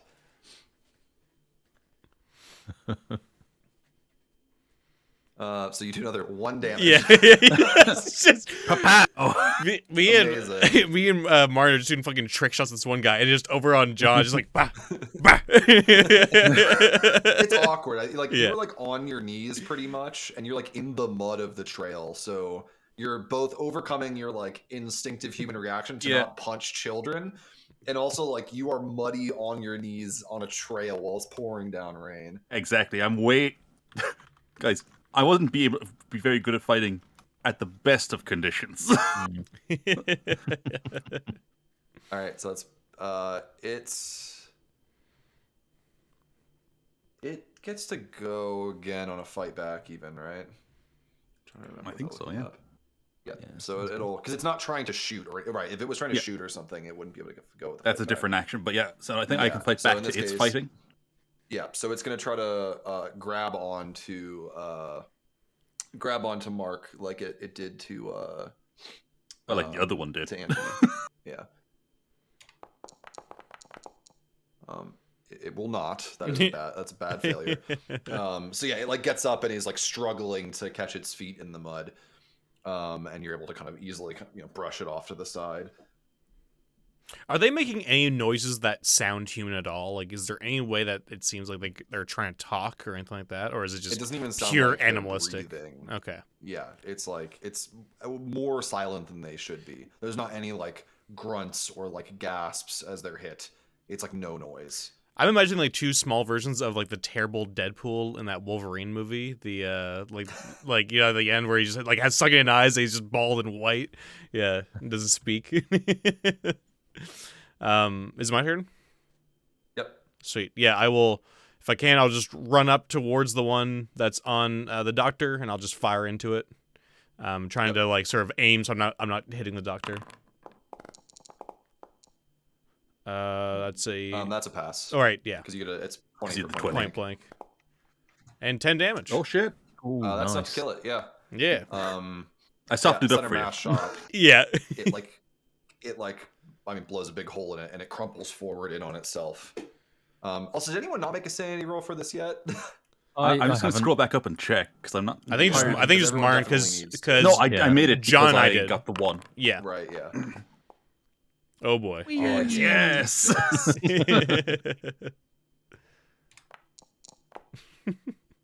You might want to spend. Up to you.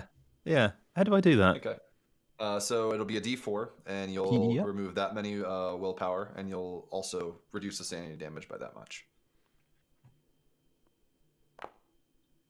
Okay, that's so you'll all right. take 3 sanity damage instead, and reduce your willpower points by 3. 3, yep. So willpower will only really come into play if you go to 1 or 2, then you drop unconscious. Okay. Yeah. But otherwise, it's safe to spend generally to do things like this. Okay.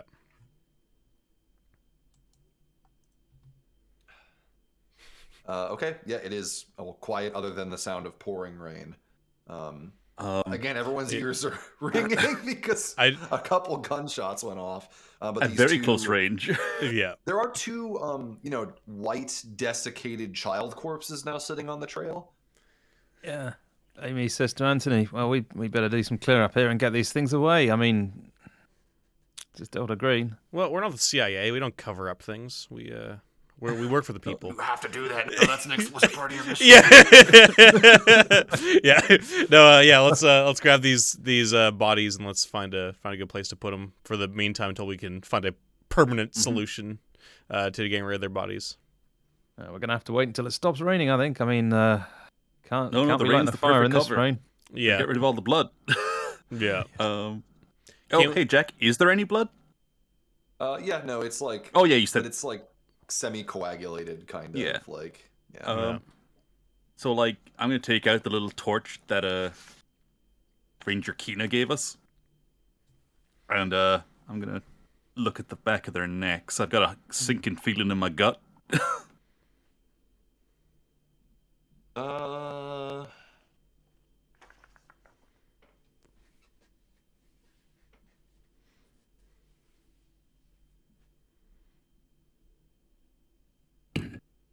No, they seem like, other than the fact that they were seemingly alive up until a few seconds ago, there's nothing at the base of the neck.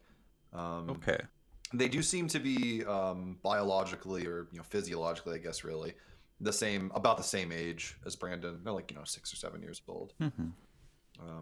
Yeah. And I know again that it's pouring rain, but are they covered in the same kind of scars or? No, it doesn't appear so. Okay. You know what you're looking for, so you could find them if they were there. Hey, Mark. Are there any birthmarks or something that maybe you could look up in records, or? Do they have belly buttons? This wasn't a 50s alien abduction.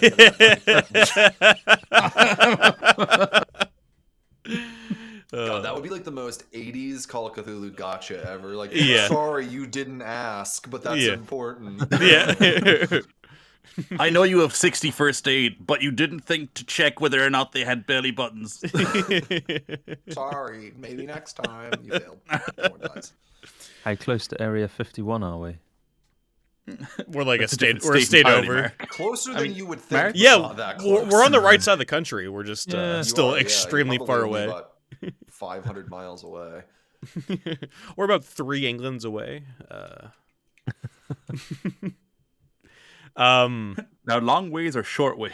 Yeah, no, it's like not at all helpful. Just very patronizing. You are about 500 kilometers away from Area 51.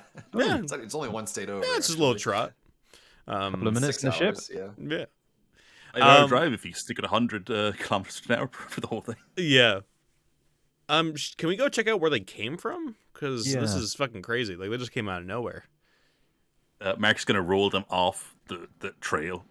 Yeah. There's lots of animals around. I'm sure nature will take care of this one. I'm sure. Mm-hmm. We can always come back and clean these up later. Yeah. Yeah, I mean, you can kick them off the trail. It may be, maybe someone will just think they were bodies that were revealed by the rain or something that have been buried in shallow graves. Yeah. Yeah, you go up and check around the bushes where they came out. There's nothing there's not like, obvious trails. Their footprints have started to wash away already, but they just seem to appear about 10 feet off the trail and then, obviously head onto the trail from there. Really hope nobody's heard the bullet shots. That was the rain. Honestly, rain covers it up pretty well. It does, honestly, yeah. This kind of heavy rain. It could honestly, it could actually be seen as like lightning or thunder. Thunder, yeah. Yeah. It is definitely thundering very hard. I didn't mention that, but it totally is. I suggest a big storm. With that said, though, I will, if I can, I will find. I've tried to do this in the last one. I'm going to look for bullet casings, just grab them and put them in my Make them pocket. brass. Yeah. Yep. Yeah. I throw them in the lake. I put them on the body. But yeah, let's go. It had bullets, not a gun. Yeah, but bullets. Yeah. It appears my suspicion that the entire bullet is fired from the gun was correct. Yeah. Look at what we found on these bodies. Thankfully, there was no gunpowder in these bullets. Yeah. And they seem to have fallen apart.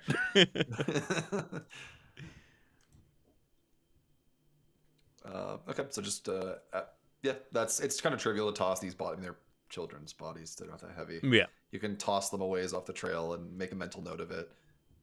Pick up the bullets. The footsteps appear to just start out of nowhere, behind trees though, from where you were standing.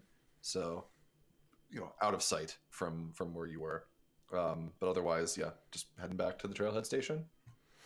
But they definitely start at a tree, and there's no other kind of footprints that lead deeper into the woods. Okay. Nope, they just start. There's What if we look up- see where they end. This is where they start. Yeah. If we look up the tree, is there anything sus up there? Probably not. Like, gotta Jack, ask. if I tap the tree, is it a tree or is it a hollow tube? With a camera on It's it. a tree. Yeah. It doesn't lead to the inside of the hollow earth, unfortunately. Blast! Well, let me work my way out on the Great Awakening map. At which point am I an anti-Semite? For those that don't know, we are referencing a very specific image. Which is a great starter for a bunch of Delta Green scenarios if you ignore all the real racist stuff. Yeah. If you ignore the actual horrible anti-Semitism and thinking other humans aren't human. Yeah, so the rest of the journey back to the Trailhead Station is uneventful, if probably a bit frantic at this point. There are no more of these things jump out of the bushes at you or anything. And yeah, you're back at the Trailhead Station. There are more people than before out on the covered porch, but the lights are on. It otherwise looks pretty similar. Nothing weird has happened. Okay. So, and Mark turns to the guys as we're coming up to the station, and he's like, "Okay, look, we fell down." And you cut your leg on some branches, pointing at Anthony. Okay. I'm sure that will totally stand up to scrutiny. I could also just take this off. I mean, you said the lava got washed off in the rain anyway, right? So It's your pant. There's a big blood spot spatter down your thigh. Yeah. Okay. That's in your pants. Yeah. Okay. Amy's going to ask Mark. Hey, Mark. Is there any way you can, I don't know, further examine the body, Brandon's body, see whether there's any, I don't know, modifications, perhaps? Not with the tools we have, but I am curious about that lump in his neck. Yeah, sure. I mean, so you do have a field kit that's in the SUV. So it's not like a full surgical suite or anything. Oh yeah. I was just like, I have no way of non-invasively checking what that sphere is. Yeah. My options are cut the kid open, and you'd have a bit of local anaesthetic, wouldn't you, and a scalpel, surely. Some forceps. Okay, Sonny Jim, take these ibuprofen and bite down on this. Hey, you probably might have some ketamine on you. That's like a pretty common anesthetic. It's good to give to 6-year-olds. Kids, cats, they're the same thing. Could be infected, right? You know, that's all you were doing was lancing a boil, some sort of infected thing. I'm not a surgeon. I don't really know what I'm talking about. It would be weirder if you did. One thing to confirm, John, did you find the same tattoos on the back of the necks? No, of I those didn't. Kids? You didn't. Okay. There was no markings on them. Okay. All right. Yeah, my thought was like, oh no, a sleeper cell. Yeah. The same. Where I was like, oh wait, does that mean that guy's gonna turn to a fucking cinnamon boy who just murders everybody? Like, I don't know. Yeah. But yeah, let's just head back there, I guess, and we can check out Brandon, or whatever else is going on over there. Cause some other shit might have happened by this point. Because there's some weird things going on here already in our little hike. Yeah. So you're back in the Trailhead Station. There are a lot more people here now. It seems like probably everybody from the campgrounds has made their way in here or nearly everybody in any case, because the weather's nasty. So, and there's also heat here and air conditioning and ways to dry off they may not have had. So, it's a lot busier in here. There are people kind of milling about in random places, in line to use one of the bathrooms. But you're able to shake yourself off. You don't get any. You get a couple weird looks because you're FBI agents, but nobody fucks with you or anything. And I returned my rain slicker to Ranger Kina. I'm like, thanks very much. Sorry, I fell down in the mud, but it's mostly washed off now. Oh, no problem. It's fine. It'll wash off. Amy's gonna Google chlorine and cinnamon and just on a whim see if anything pops up, because you can Google anything, right? Yeah, the top hit is somebody on Quora asking if chlorine, they spilled an entire bottle of cinnamon powder on a couch, and it's asking if they can use chlorine to get the smell out. thought you were gonna Amy- say the cinnamon chlorine challenge, the famous one of 2017. Snort the gas. Well, yeah. eating the spice. Amy curses Google and there must be a better way than this. Let's Bing it. Yeah. All right. Mark, you want to talk to Brandon, right? Yeah, I think it's worth talking to him. Yeah. All right, what's everyone else doing? I'm not sure actually. 'Cause in terms of leads, Brandon's our only real lead right now, right? Because we have those two kids, and they didn't lead to anything, and that big creature disappeared, so he might still be out there somewhere. I don't know if he's actually hurt or not. I don't know where he went. Devil's Chair didn't show us anything, but though we did see the guy around the Devil's Chair, so I mean that's something.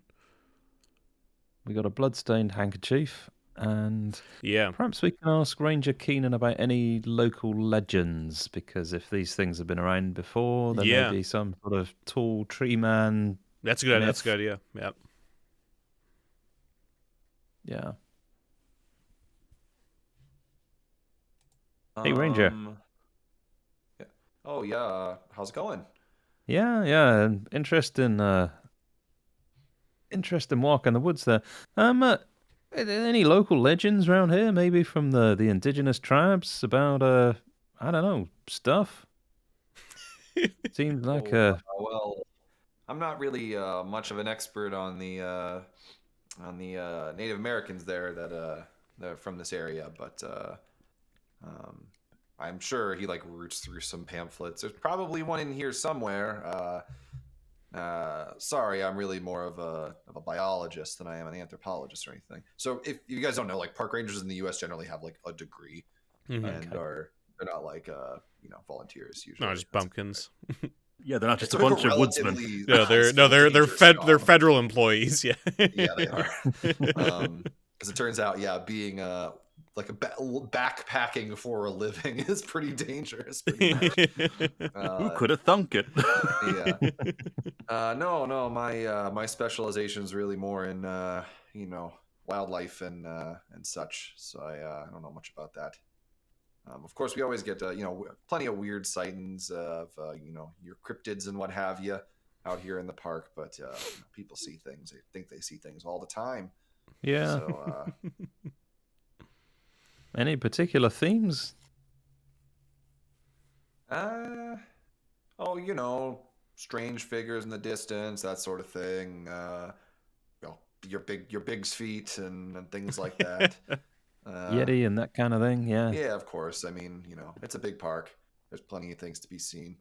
And you got your crazies that come out here just to look for things like that. But nothing really more strange, at least in this region, than what you'd expect. Yeah, pretty normal. No Loch Ness monsters in the reservoir then. In the 70s, they tried to drum up a legend, see if we could get some more foot traffic. But then, park got popular enough, it wasn't really worth it. Yeah. Well, thanks anyway. Oh, yeah, of course. While he's doing that, I'll actually there's a lot of people around here. I'll just sort of not really, I guess aggressively, just sort of nonchalantly, just ask around if anybody's seen anything. A lot of people have come in since we've been out, so I'm wondering if anybody has seen anything themselves or noticed anything strange or just out of the ordinary while they were outside in the storm, or even before the storm, if anybody has any information. Yeah, like some people are like, yeah, it's like pain in the ass, like whatever. One or two of the people are like, no, yeah, we heard like from one of they like can't identify who it was that said it. Like, somebody at the campgrounds, like there was somebody, poking around, being a little sketchy, but that stuff happens. People try to steal. I mean, some of the camping gear is worth like a bunch of money. So it's not that surprising, but nobody really got a good look at them. They were kind of just like in the shadows, Okay. Thanks.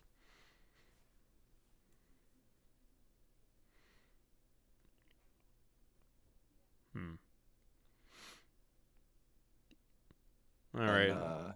Yeah, someone else is like, yeah, I heard he was like some kind of like Indian or Native American or something. It was weird.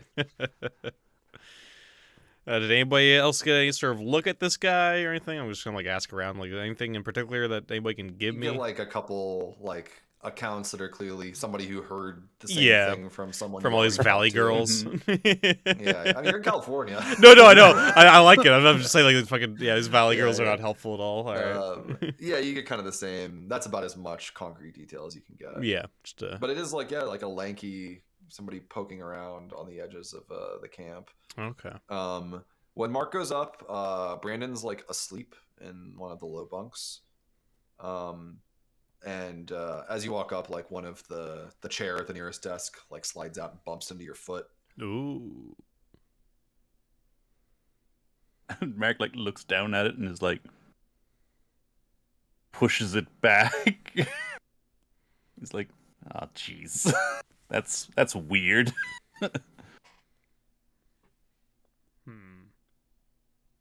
I'm just like, So okay, just to clarify that bit,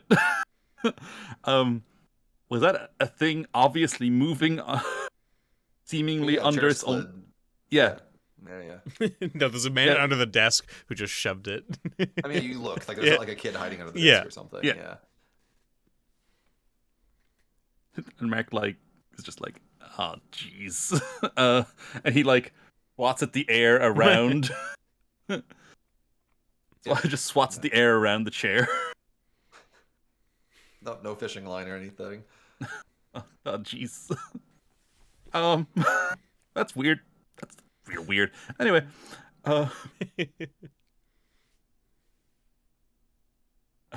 and based on what the guys described about that 4 meter tall guy just disappearing, Mark's now like, what if one of them wasn't 4 meters tall? What if he was just the size of a normal person? Oh, jeez. So yeah, he's just gonna make his way over to Brandon. And I've had an idea. And that is to find a fridge magnet or something. Like some kind of decorative magnet from like a whiteboard or whatever. And just put it against the bump at the back of his neck. That's so funny. I had that idea earlier, John. It's funny you had that too. Yeah, I was like, I wonder. He is asleep, so are you trying to like do it without waking him up, like hold it nearby Yeah. and move it around? Yeah, it doesn't react. That was a good idea though. Yeah. He's just like, the okay. Pilot of X-Files with the weird Yeah. things. Yeah. And so he's just like, okay, well, it's not that. That's good. Could still be a biological thing. Scalpel. Yeah, man. I'm just gonna slice into this kid upstairs. It's just an infection from a badly done tattoo from like a sketchy guy. It's just. There are also definitely people in this room. Yeah, I was like, yeah, Yeah. I think there's probably people around. Yeah. Could lead to septicemia. I mean, you'd be doing the kid a favour.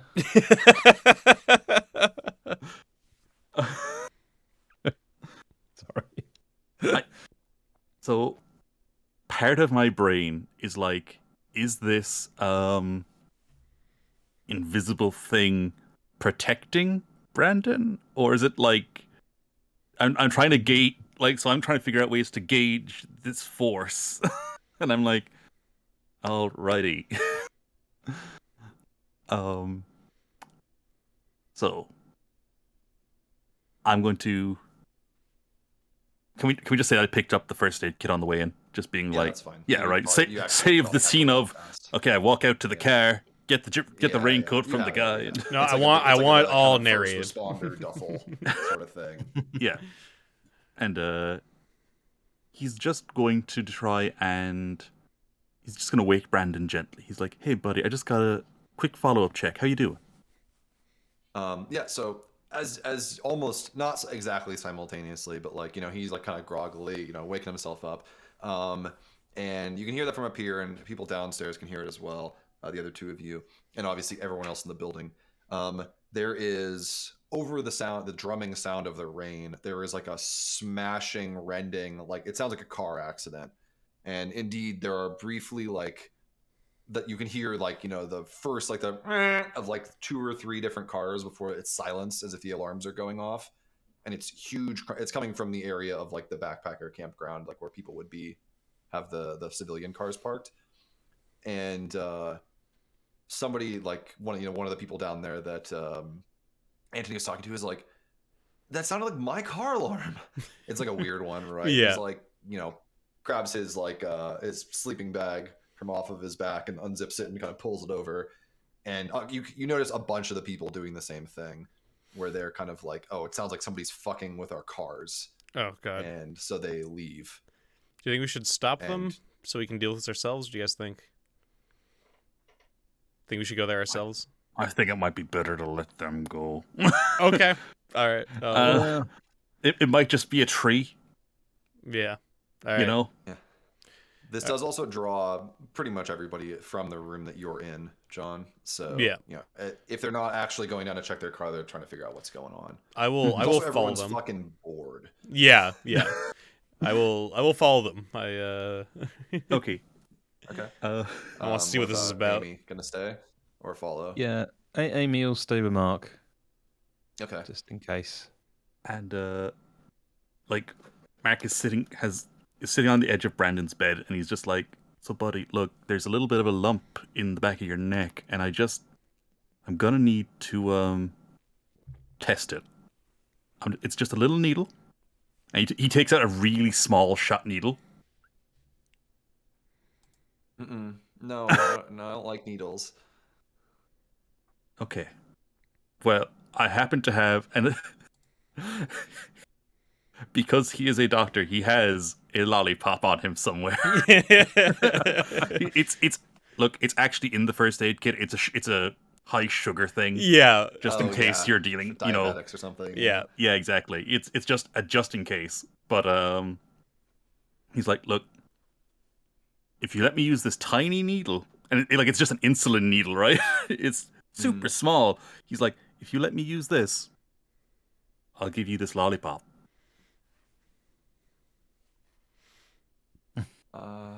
You can have it now.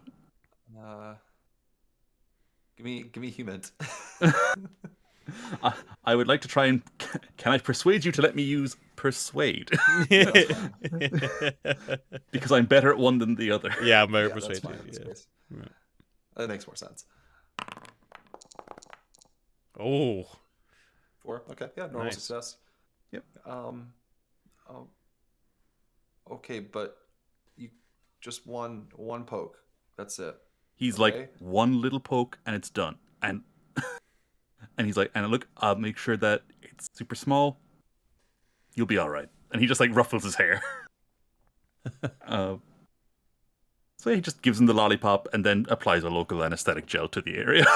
Yeah. And then takes out a much larger syringe to try and biopsy whatever the fuck this growth is. So it's like this big. Yeah. Yeah. He's just like, mostly he's like, I'm just going to see if it's like a tumorous cell or something, really, just see what, I'm going to try and pull some out and see what happens.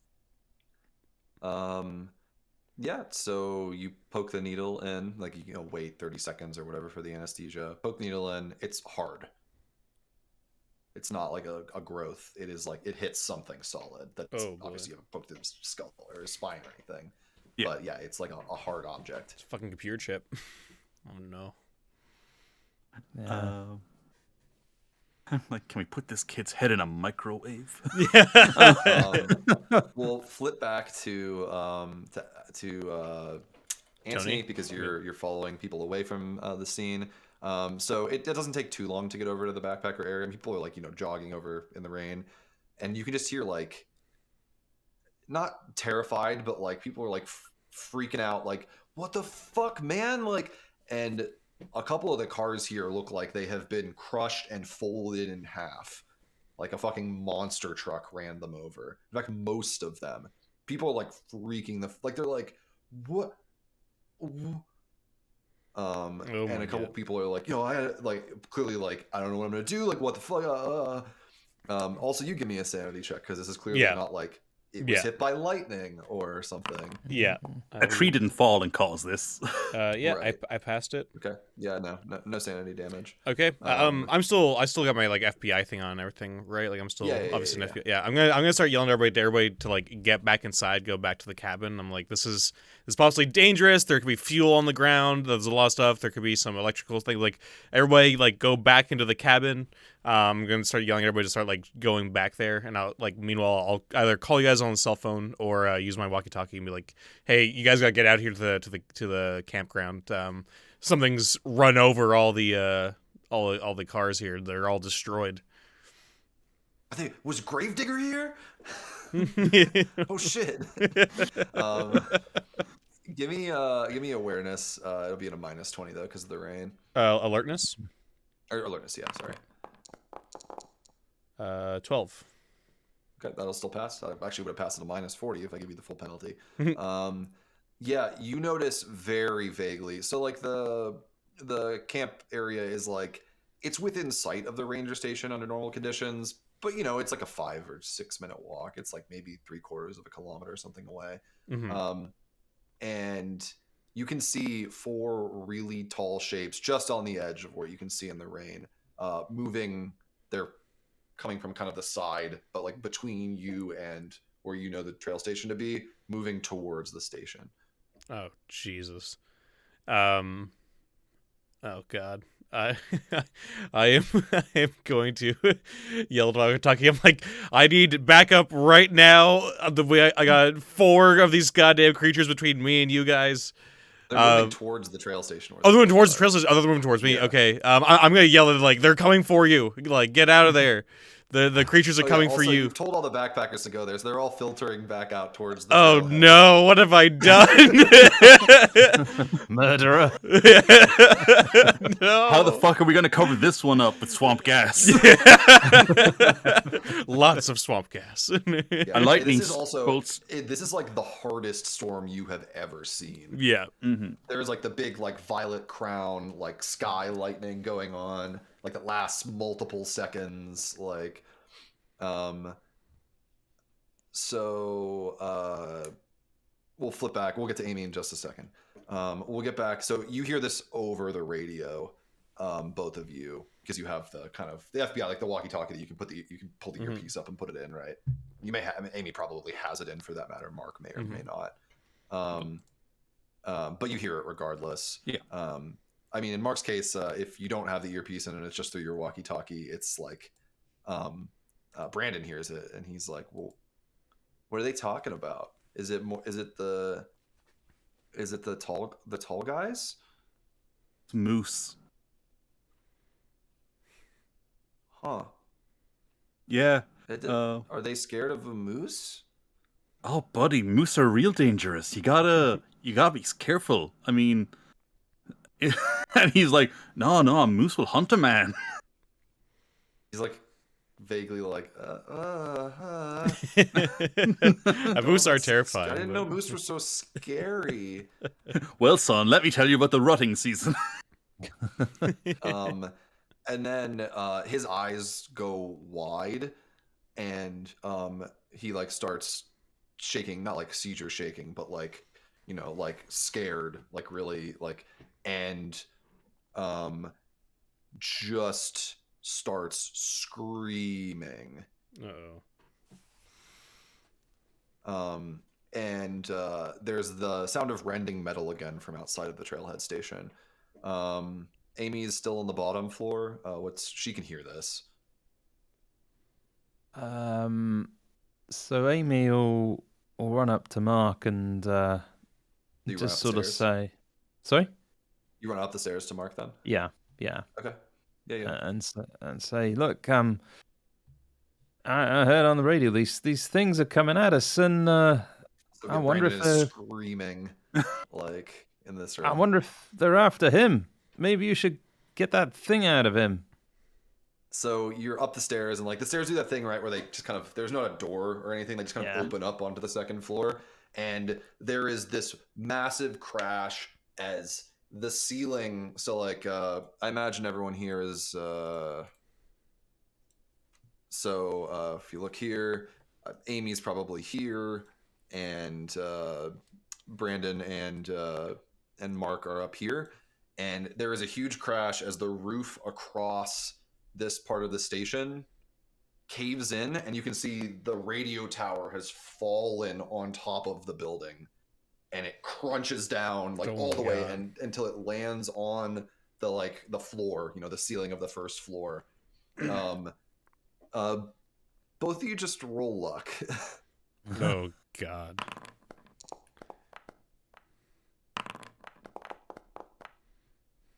Oh, Mark. Okay. Save or die. No, not in this case, but so like the roof splinters and like the snow part of like the metal cladding that is the snow weight roof rends inward as this thing comes down, and you're pelted. Amy is just pelted with like dust and small pieces of debris. Part of the way that it fell, it twists inward, and a spear of metal from the tower pierces the back of Mark's thigh, and you take 2 damage. He's okay. Okay. It's superficial, really? but it really fucking I was hurts. going to say, Mark or Amy, because Amy's the one that failed. Mark passed. Oh, sorry, it's Amy. Yeah, my bad. Oh, thank God. I was like, congratulations, lucky Mark. You get impaled. You have 1 foot up on the top, like you're still like leaning on the banister, and it just like, ting, like pierces through and sticks itself into your thigh. This actually makes more sense. You're a little closer to where the thing fell. But also, Brandon's still screaming. Get him in. Yeah, okay, so new game plan. You drive. I will perform surgery on a small child in the back of the SUV. Oh God. And try to remove whatever this growth is. If you're sure, I'm not. we got to try something. Yeah. I mean, it could be some sort of homing beacon. You never seen the X-Files? Yes, but I didn't think it was a documentary. Everyone has seen the X-Men. Yeah, exactly. Grew up with it. Delta Green, when they recruit you, they're like, look, quick heads up, mandatory viewing. It's real. What about Anthony in this case, because he's a little ways away? Have you guys told me what your plan is? So far, I've just shouted my plan. Okay, yeah. Because the Rangers who are still in the station at this point are rushing up the stairs because the building has had a radio tower fall on it. Yeah. Mm-hmm. And Brandon is screaming, and there's 4 of these tall figures basically just beeline straight for the ranger station. Correct? They appear to be moving in that direction. Yeah. I'm just gonna be running after them, I guess. I'm not really sure. Because there's people like also probably still around us and over there, and I feel like firing off is not a good.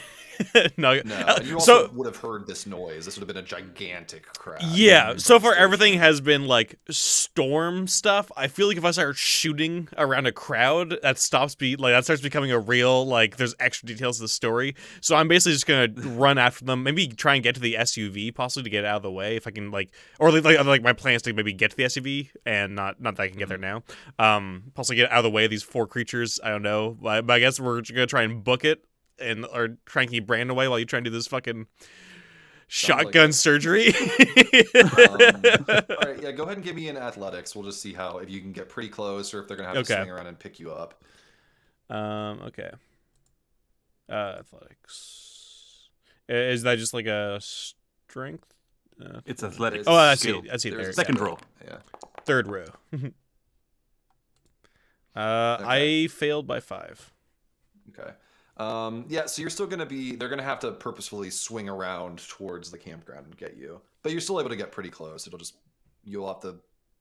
take a little more time to pick up Anthony. The 2 of you are up on the 2nd floor. Brandon is screaming. The Rangers are doing damage control at this point. They're like, what happened? Or actually, I guess it's probably Kina here. He's like, what in the hell happened? What? And he's like, starts, giving orders to the other ones to, make sure get the power off from the radio station. And one of them rushes out, or the radio tower rushes out. Yeah, the aircraft warning light from the peak of the tower is blinking in the room. So Yeah. red flash. Yeah, so everything's bathed in this like Yeah. blood red light. Yeah, Kids unfortunately, screaming in my knocked the ear. power Yeah. out in the Rains is building coming as in well. through. It's just like Yeah. Oh yeah, sheeting. Yeah. Like Yeah. it is pooling on the floor in here. It looks like the fucking in Resident Evil 2 when the helicopter crashes into that Yeah. hallway. Yeah. Yeah. Yeah. So yes, I guess the plan is that I will pick up Brandon and carry him downstairs along with the medical gear. Grab your bag. He just throws it over to her. Yeah. The Rangers probably wouldn't even question this. It just seems like a reasonable response. Why wouldn't you remove try to get out of the child from here. collapsing Yeah. building? Yeah. Yeah. With the child, yeah. Yep. They don't even try to get in your way. Kina's just kind of like, and then immediately goes back to trying to do damage control. Realizing like they're FBI, I probably shouldn't ask them why they're doing what they're doing. Good old Ranger Kina. Yeah. So yeah, and he just shouts to her, shouts at Amy's ear. He's like, "To the SUV, the SUV." I'll get it started. All right. So Amy's gonna drive. You're gonna have to swing around to pick up Anthony. If you can, you might as well need to just fucking leave me behind. We might just need to reverse back your direction. Yeah. It's only a couple hundred meters away. Yeah, right. So okay. I need to use the restroom. Okay. So if we take a 5, then we'll hit the probably finale here. So. Awesome. All right. Sounds good. And that's the story of... I just love Ori being like, and that's the story of how we killed a child. Yeah. When I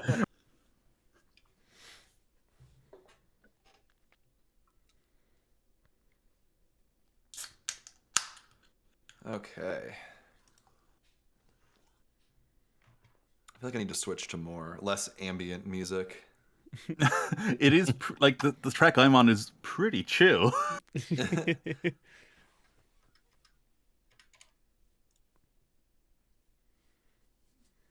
There we go.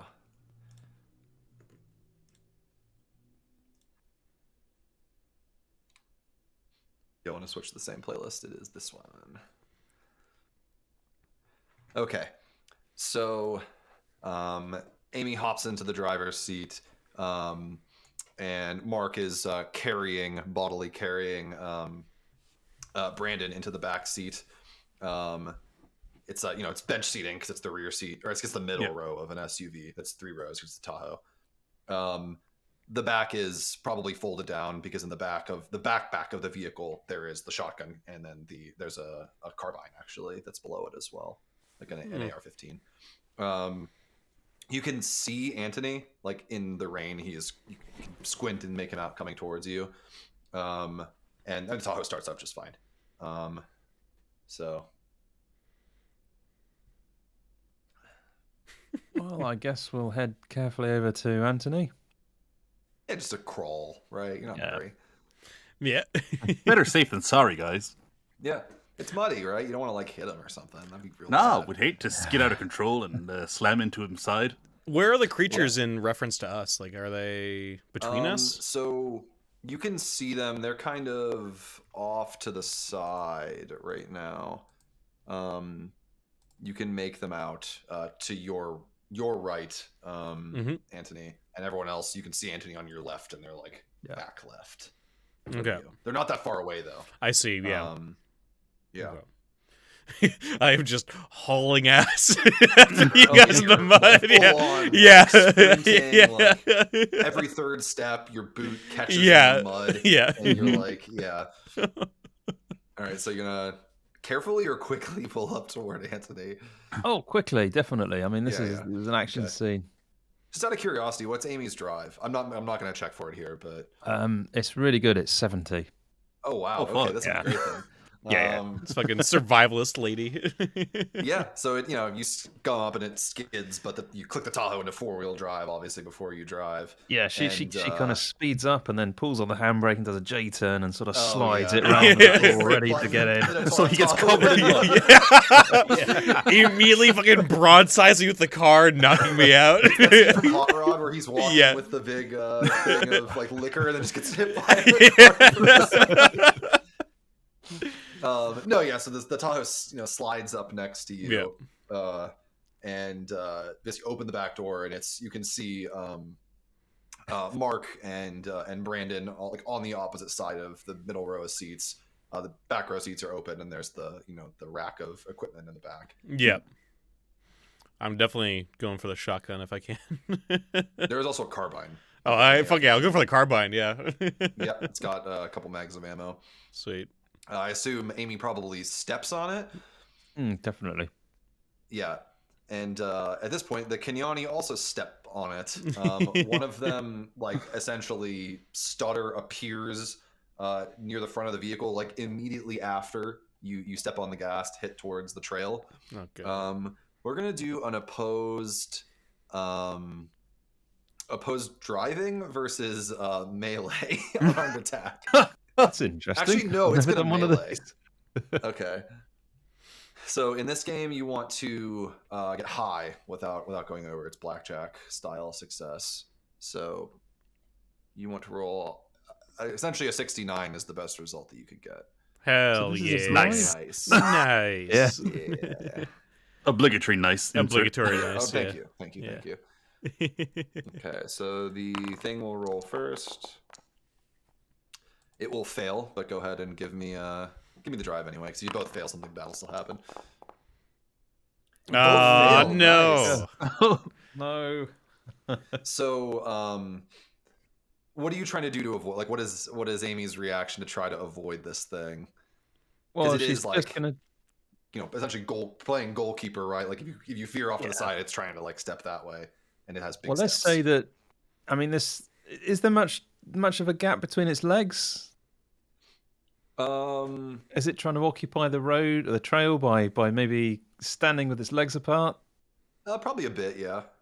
So she's trying to eye up the distance between its legs and the width of the Tahoe, and she's thinking, yeah, sod it. I reckon I can get through. And she floors it straight ahead.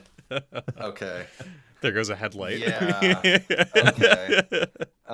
So yeah, Amy floors it. I guess Anthony probably. Are you like just in the back, like? Yeah, like ready? literally as she floors it, I just like literally just just pull back the yeah. Yeah. So I'm just like hitting my head against the back window or something. Yeah, it has a holographic sight and stuff. Is everyone strapped in? I'm definitely not. Oh no, not at all. I'm 100% Oh, yeah. not. Yeah. Okay. I was about to try and perform surgery on a child in the back seat. Yeah. Okay. Yeah, well, this would be great then. So Amy is flooring it. Are you like I assume that I hadn't Mark started is yet. pulling stuff out. Yeah, getting ready. The good thing about ketamine is that it's hard to OD people on it, so you can guess how much you need. So Take a little for myself and a lot for the kid. honestly, you've probably already done that, probably drawn up enough ketamine and injected him. And so you're kind of waiting a few minutes for him to go under so you don't accidentally sever his spinal cord as you try to cut this I don't thing want him out. squirming. Yeah. So he's still freaking out. And Amy guns it towards the gap in this thing's legs. And as you make it up to it, it looks like you're gonna make it through, and at the last second, Brandon squirms, and Amy feels the rear tires lose grip as the back of the car kind of goes bumps up for just a second, and they come back down and are still moving at speed, and so it kicks the car out to the side and bowls into this thing's leg, which then gets caught under the rear tires, causing the car to flip over and roll sideways in the direction that you were Jesus. going. Oh god. So it's that it's this Inception scene, the slow motion, the car roll. I think Amy's probably the only person with a seatbelt on. And I just cocked a Just gun. everyone roll. I think it makes sense in this case. Make a what roll? Just luck. Oh, just luck. Okay. Yeah, this will determine what kind of damage you take here. Okay, success. Success. Oh, Martin. Failure. Okay, the good thing is Amy was strapped in, so you will take a d4 damage. Oof. Ooh. Okay, 3. Mind. The other 2 succeeded, so you will only take a d6. Oh boy. You pretty much just got in a car No. accident. Oh, yeah. I know. No. I'll take it. Oh no. So that's to Mark first because you rolled first, and then Yep. Anthony. Okay. Just 2. Oh, I imagine. So Anthony, like your head cracks Yeah. against the side window, and it's an FBI SUV, so it spiders but doesn't break. Yeah. As the safety glass takes the full brunt of your head slamming Oh into it. God. Your ear rings, and you can feel the blood running down the side of your head. Mhm. I guess because you were cradling Brandon, you essentially like grab him and tuck and slam against the ceiling before slamming back against the seat. Like your shoulder really hits the back of like the bench seating hard. Absolutely, You can feel it yeah. dislocate. Luckily, it is it's not your dominant shoulder, but yeah, that's a scream, and you could definitely like broken ribs for sure underneath. For sure. As the elbow, it jammed your elbow into your ribs so hard that they shattered. But Yep. the car has landed back on its wheels miraculously.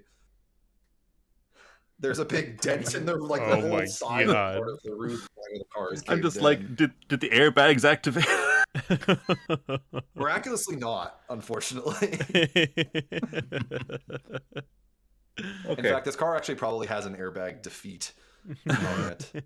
Specifically, It's safer you don't that have to way. turn it off sometimes. It is. It did stall because obviously it flipped upside down. Yeah. Amy, we gotta go.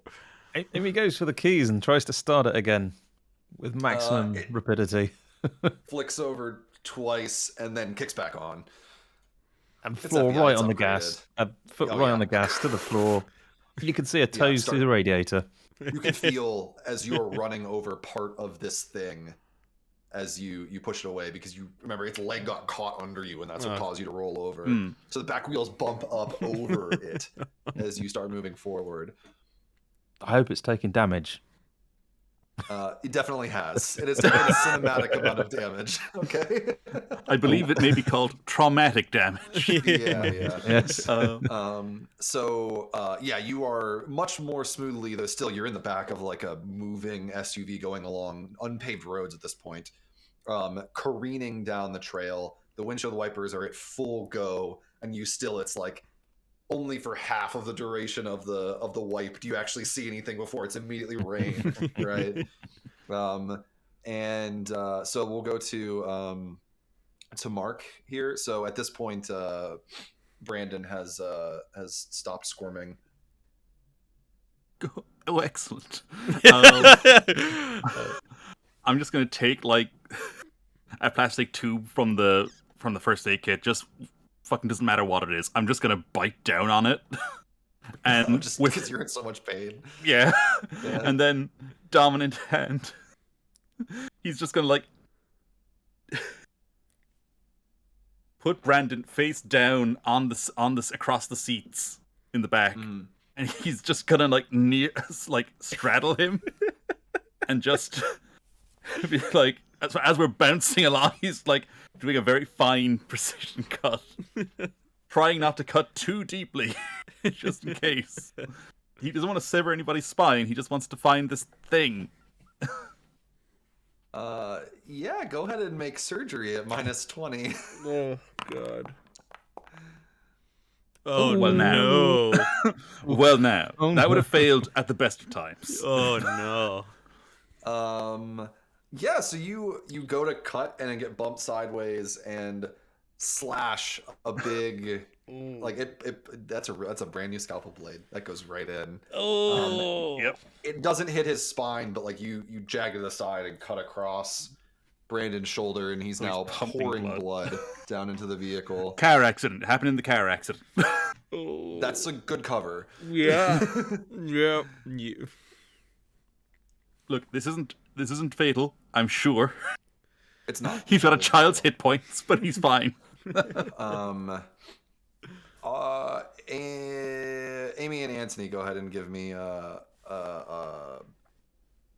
alertness. Okay. I succeeded.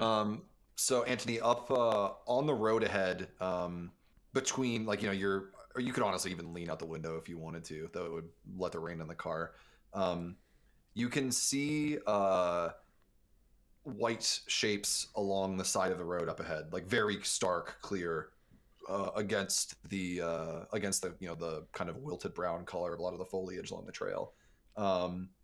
They look like they're probably about the same size as the things from earlier. Oh god, child-sized. And they're off the edge of the road up ahead of you. Okay. I'm gonna scream to Amy like, watch out for those little creatures up ahead. I'm gonna try and get to like one of the back windows to aim the AR-15 out. Yep. Towards them. The way that this car would be laid out, the very rear windows don't open. They might like tilt open. I guess you could probably break one of those off if you wanted to. I was doing somewhere the second row windows that go down. Yeah, my plan was to any window that'd be the best would be to sort of get on my back somewhat. I'm already pretty fucked up, and just use my legs to sort of just like kick the windows out, just so I could like get enough time. The one that you're next to, you can definitely kick out because it's already spidered into a bunch of small pieces. Yeah, so I'm just trying to do that thing where it's more plastic than glass. And, it just sort of goes out. You can. Yeah, and I'm doing that. I'm gonna try and use like when I can. I'm gonna try and use like the window itself to sort of what's it called? Balance the gun somewhat, so I can actually use it to give me a little bit more aim. Shoot one of them. How far away are they? They're rapidly approaching. Okay. We'll say like they're at the following distance you would want to be from a car at this distance. Okay. I'm going to just sort of like maybe take a second just to line up a shot properly, and then I'll start just fucking mowing them down as much as I can. Okay, so we'll just not roll with the penalty, and you just want to like burst fire one of them. Yeah. Okay. Yeah, go ahead. You can just roll that now. Then we'll have it'll be Amy's turn. Oof. Nope. Oh. It's tough. I mean, you're like literally. It's like bouncing around. I'm just like pounding pain in your head. You may have a little bit of a skull fracture going on. Yes, I've probably seen like triple for kid. Yeah, you flick it into 3-round bursts and let off like a burst or two. Yeah. We'll say a burst, and the bullets it doesn't stop it. So Amy, hears this and presumably heard what Anthony said. One of these things goes and jumps in front of the car. Oh, God. So go ahead and make a drive at -20. Mark. Get him under the wheel, Amy. Yeah, so Amy's going to aim the car for this, so it sort of hits the front radiator grill and hopefully bounces straight off. Yeah, you get a bull bar. That's fine. Yeah. Hey. Nice. Ooh. Nice. Okay. Yeah. So, and the thing like kind of it goes to jump literally to get itself in front of you, and you swerve just a bit off to the side without you could feel the wheel start to lose grip because it's definitely like a trail that's cut into the side of a hill, right? Yeah. But it keeps on, and the thing kind of careens off where the headlight would be. It hits the bull bar on the headlight and kind of spins off past Anthony, I guess, because you're leaning out the driver's side window. And the thing like narrowly misses. It's hitting you. It kind of flies past you, and then Amy's able to get back onto the road. He shouts, "One down!" These things up there, though. So like 5 or 6 of them you can see up ahead are like gathering on the road and preparing. They look like they're like squatting down to jump. Meanwhile, let's go back to Mark. Oh God. Yeah, you definitely have quick clot in that bag. That is always something you definitely have in a first responder bag. Yeah. Oh, yeah, like a bunch of those. Yeah. Yeah, that's what he's doing this turn. He's just gonna be like fuck, and he's just applying quick rapid coagulant on it. She's just like fuck. Yeah. Is there anything like you want to do or somebody else wants to do to try to assist on this one? To give him a better chance, like anything reasonable that you think you could do, or anything that Mark would think to do that might help actually a bit. So like Anthony is focused on the creatures, but Mark, if you do call out to him to help hold down the kid a bit more, like he will do that. But right now he's focused on the other kids that we're dealing with that are a lot more murderous and problematic. But if you need help, I will help out. I think at the moment there's not really anything I can think of to get other players to do, because I mean it's like we're driving on a dirt trail. I might have to wait until we hit tarmac. Yeah, and it will hit that. The whole trail is not pure dirt forever and ever. So yeah, so at the moment he's like, okay, look, this was a terrible idea, brought about by desperation. But fortunately, this will never see a medical standards committee. So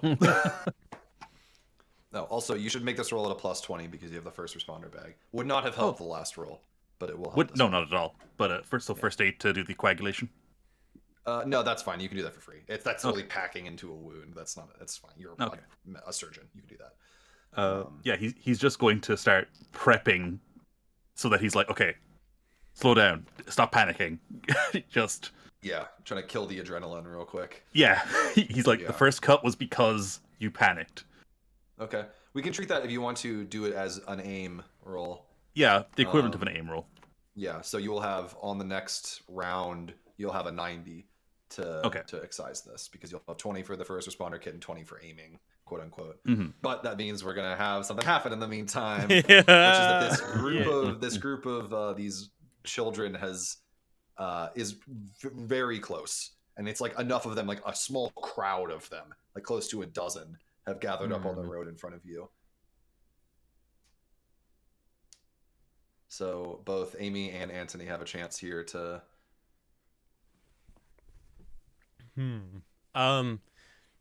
Okay, I'm gonna yell at Amy, like, you see the one there, like on the left? I'm gonna shoot that one, and you just go right through him. Like, don't go for the middle of the right. I'm gonna go for the one on the left, and just fucking. So, I will tell you that this is a situation where the automatic weapon rules are probably your friend. Can I take down more than one person with automatic weapons? So yeah, it's an area in this case. Okay, cool. Yeah, well then I will go for the area. I love the automatic weapon rules in this game because they're super fucking easy. Perfect. And they make a lot of sense to reflect how they work. Yes. So what you will do is just roll at, I believe, you want like a long spray or a short spray? The size of the spray just means you'll have a bigger area. I'll say that a short spray would get about 4 of them, and a long spray would get like more like half, so 6 or 7. I think I'm gonna risk it and go for the long spray and just try and get half of them, so you can just drive through. That'll you'll have a couple bullets left in the magazine, enough for like a burst. And then I'll have to reload and okay. Yeah, you'll have to reload, which will take a round because it's. Yeah. You probably have it on you, but you still are. Yeah, they're just there, but I gotta do that. Yeah, they're just bouncing off Brand's head.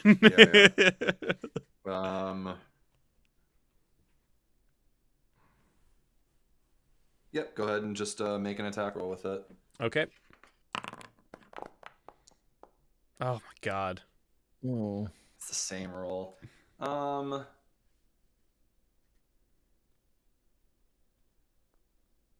right. I'll say it lands partially outside. Mm-hmm. So, because this is such a big group, it doesn't really make a lot of sense for you to just like totally miss with a long spray. So yeah, you'll hit a couple of them still. So go ahead and roll 2d10. That will be for just all of them. So it'll still hit 3. Okay, so it's 11 damage between the 2 10. Yes. So what that would have been is, in this case, the lethality of a carbine is 10%. So if you had rolled a 10 or less, then it would have just insta-killed them. In this case, it does 11 damage, which it turns out for these will insta-kill them. So there's a sustained burst of carbine fire, and all of like 3 or 4 of them on the left side are mowed down. So Amy can make this. This will still be, or it'll just be at a -10. So another dive roll. Well, at least we got a few of them at least. Yeah. So Amy shouts to the back, Mark, we got a bump. Hey. Oh, just enough. A -20, you would have failed that one. Yeah. So there's the multiple set, like as that you smack into them, and to your horror, a couple of them have latched on. Oh, Jesus the pulleys. Christ. They're pulling, like one of them pulls itself up, and it is just gone from like the bottom of the rib cage down, and they're like pulling themselves up, like fingernails scraping against the paint of the Tahoe, trying to yank themselves up the hood of this vehicle. Oh my God. All right, so we'll go back to Mark, and you get to do your surgery, and this will be a target 90 here. Oh. Hey, that succeeds. Success. So you, with your preparation, you've kind of steeled your nerves, stop your hands from shaking for just long enough to make a 2-inch incision, and quickly reach in and probably pull this thing out, is what I think. Unless you're going to do something else, obviously. Oh, no. Absolutely pull it out. Yeah, it's a bloody, it looks like a piece of quartz with a gold fleck in the middle of it, which explains why it didn't seem like it was magnetic. And then, probably quickly either glue up or something the back of the neck here. Absolutely just glue them up. I don't have time for anything else. Yeah. You just glue them and then stick some medical tape over to hold it. You're holding this thing, and he's still because he's in a hardcore K-hole right now. Yeah, sometimes you just give kids K, especially K. Just keep them happy. It's fine. He's technically 46, or like 40 years old or whatever, so it's fine. This is all legal. That's great. So these things are on the car, and you can see there are more of them up ahead as well. Oh my God. So for Anthony, make the choice what you want to focus on here. I'm going to if this works as a melee weapon, I don't know. If I can just sort of swing the AR-15 around and just start using like the butt of it to just smack off the nearest one, or like maybe the one nearest to Amy if I can, or just one that might be in range. It's like one that's made it up to the like just trying to make sure Amy can keep driving. Yeah, so I'm just trying to just go around just come in. You can, if you because you want to save your last couple of bullets, right? Yeah. You can do that. That will count as like a club, I guess, or guns hurt. Yeah, no, I mean this is like a baseball bat. Yeah, like this is heavy. Yeah. Go ahead and make melee. I don't think these are really in a position to try to dodge either. So it's a pass. You said a D8. You hit. They can't really dodge without letting go.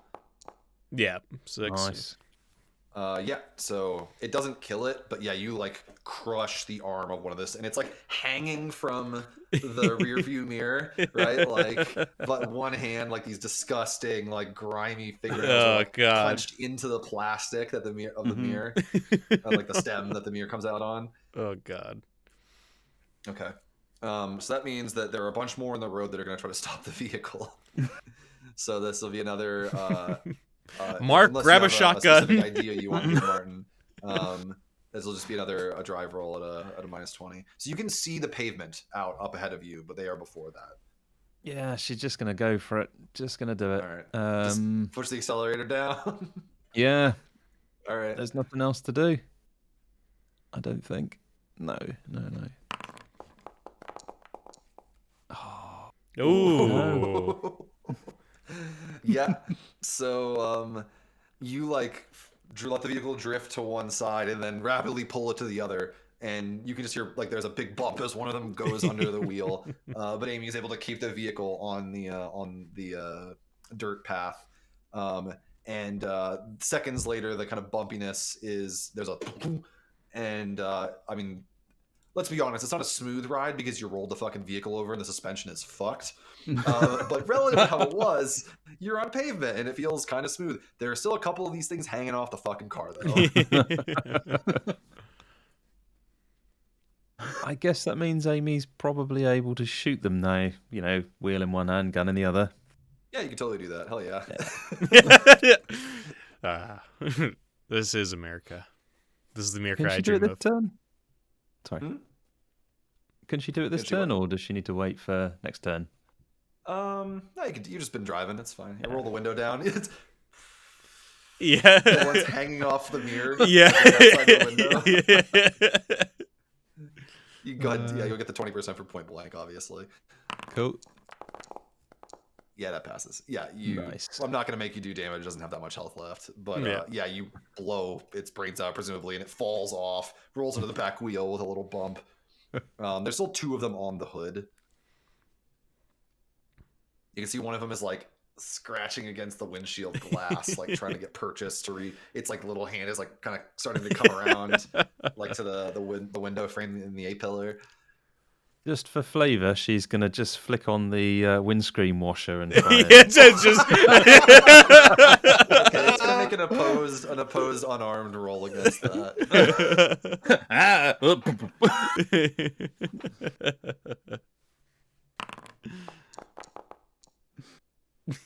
Oh, so it hits it, and then with its other hand, it grabs the windshield wiper and wrenches the metal of the arm back, and so now it's kind of uselessly like doing one of these things. It's harder to see now, though. Yeah, no, I was kind of thinking that's worked out really badly for us. You can still see out of the passenger side though, and you're on a road, so you can index yourself.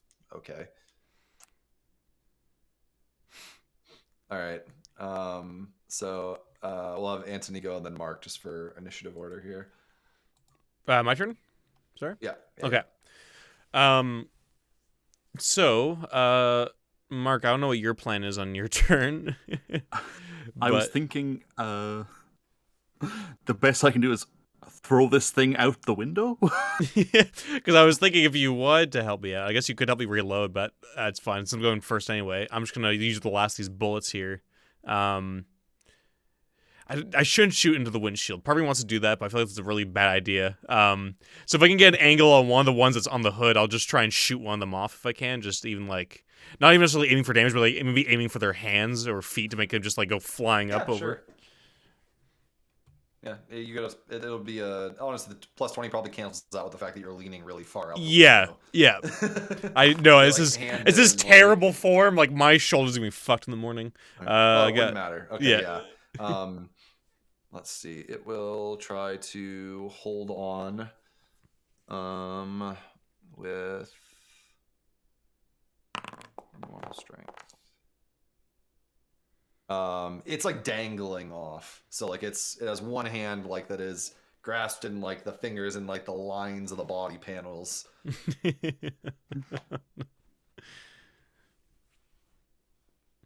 Now we got this quartz thing. What do we do with it? Do we destroy it?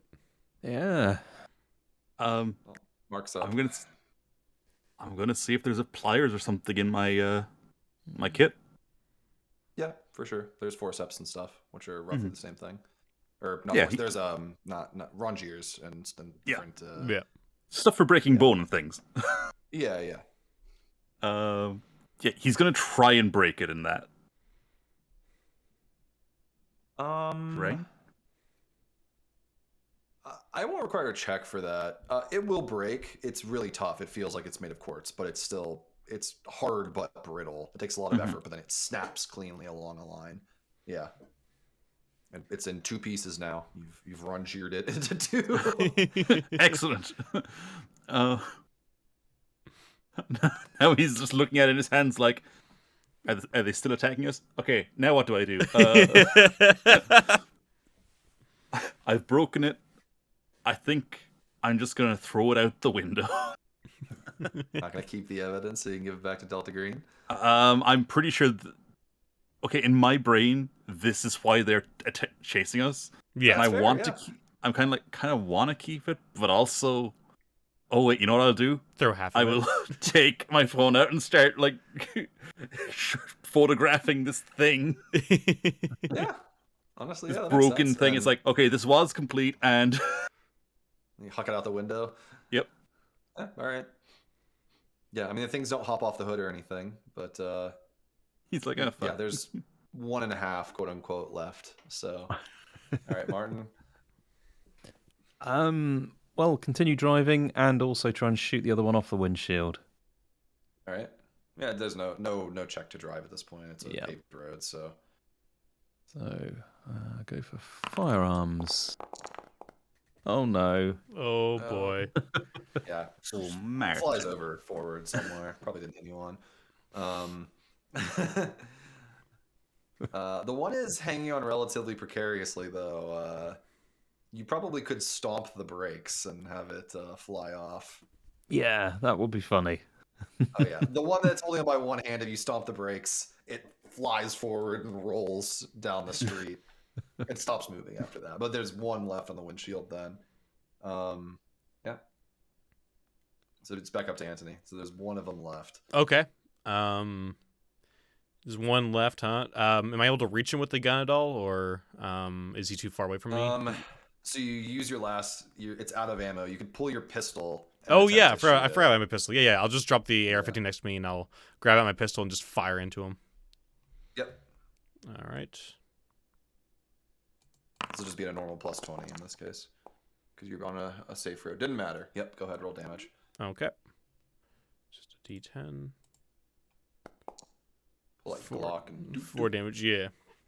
4 damage. Yeah. So you shoot it. It's still just hanging on though. No, thank God.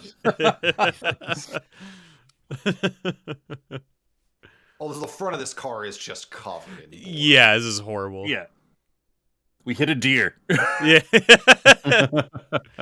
I would explain the accident. We took blood samples. It's definitely not deer blood. Also, we should try and take one of these things away with us if we can. We gotta clean these up. I don't know what the fuck we're gonna do. That's fine. Don't worry about it. We don't even know if it's touch our Brandon or those quartz things, so we'll see. But well, the quartz thing's out the window, so yeah. All right. So yeah, there's one left. I don't know how you guys want to take care of it. It's like at the window at this point, actually. Well, it's gonna make a melee attack against Amy, as it like gets half of it blown off, and then is now like hanging in the window, trying to like bite your hands off the steering wheel. Mark, I said grab the shotgun. You said you break a stone and throw it out the window. What's up with it? Shit. Oh boy. Can I make an opposed firearms roll? You can't oppose with firearms in melee. You can try to bat it. Well, Yeah, you let's fired do that. this round. I mean, is one damage gonna kill you? No. We'll take it. It actually kind of makes sense in this case because you're holding the hand out to fire, and then it like flashes on you. Yeah.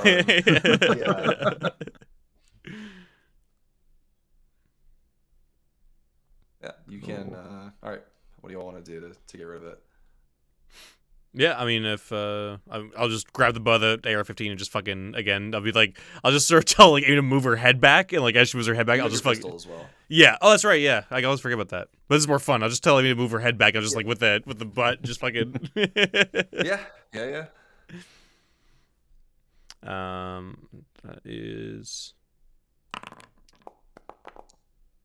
Oh my god. Ooh. Would have failed It's otherwise. hard. You're leaning out the window Yeah. trying to hit it. Yeah. Like... just hit the mirror off. John and Martin, whoever wants to go first. Make Martin go first. So I'm not Amy quite will so useful in this situation. You have the So- gun and you got just Yeah. So she's got the steering wheel with her right hand, and she's got the gun in her left hand, and she's this is hopefully point blank. And she's gonna let one go. Yes. Yeah, I mean that hits. Obviously. Cool. So let's roll 1d10. Oh my god. Yeah. It won't die. Grazes, and luckily you missed the windshield of of the car. Like the bullet hits the armored interior of the car. Oh my god. John, Does any ideas? Doctor, use your scalpel.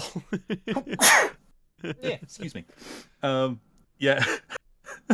he moved across to the seat behind Amy, lowers the window, and starts lashing out at the thing with his scalpel. Just fucking slices boy up.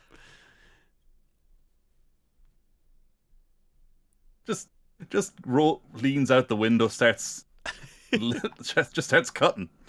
Yeah, go for it. This will be like a Melee weapon? like a knife or something culinary knife. So it'd be like a D4 plus maybe you have strength. Okay, so it's unarmed combat to hit, right? This would be probably Wouldn't it be melee? weapons. Because you have a scalpel.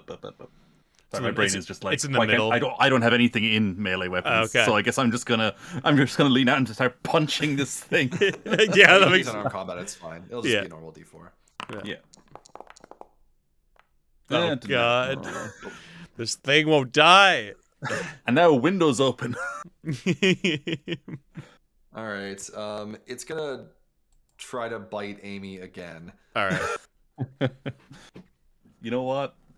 Now I'm like, if only we had that worlds without number minimum damage Shock. rule. Yeah. Oh yeah, Yeah. shock damage. Hey. Oh boy. Damage. You just like bites down harder onto Amy. Oh, it's like still a child mouth, even if Yeah. it's very strong. Yeah. It's it's just gnashing up your forehead. Yeah. Some nerve Yeah. damage. Ugh. All right, Alex, you're up again. Yeah, okay. My melee is decently. I'm just gonna try and just beat this thing to death already. We're all trying to beat this one thing to death while driving Oh a my car. god! Can you, Tony, get your shit together? Holy crap! Amy just yells out when this thing bites her, and she goes, "Why don't you just fuck off?"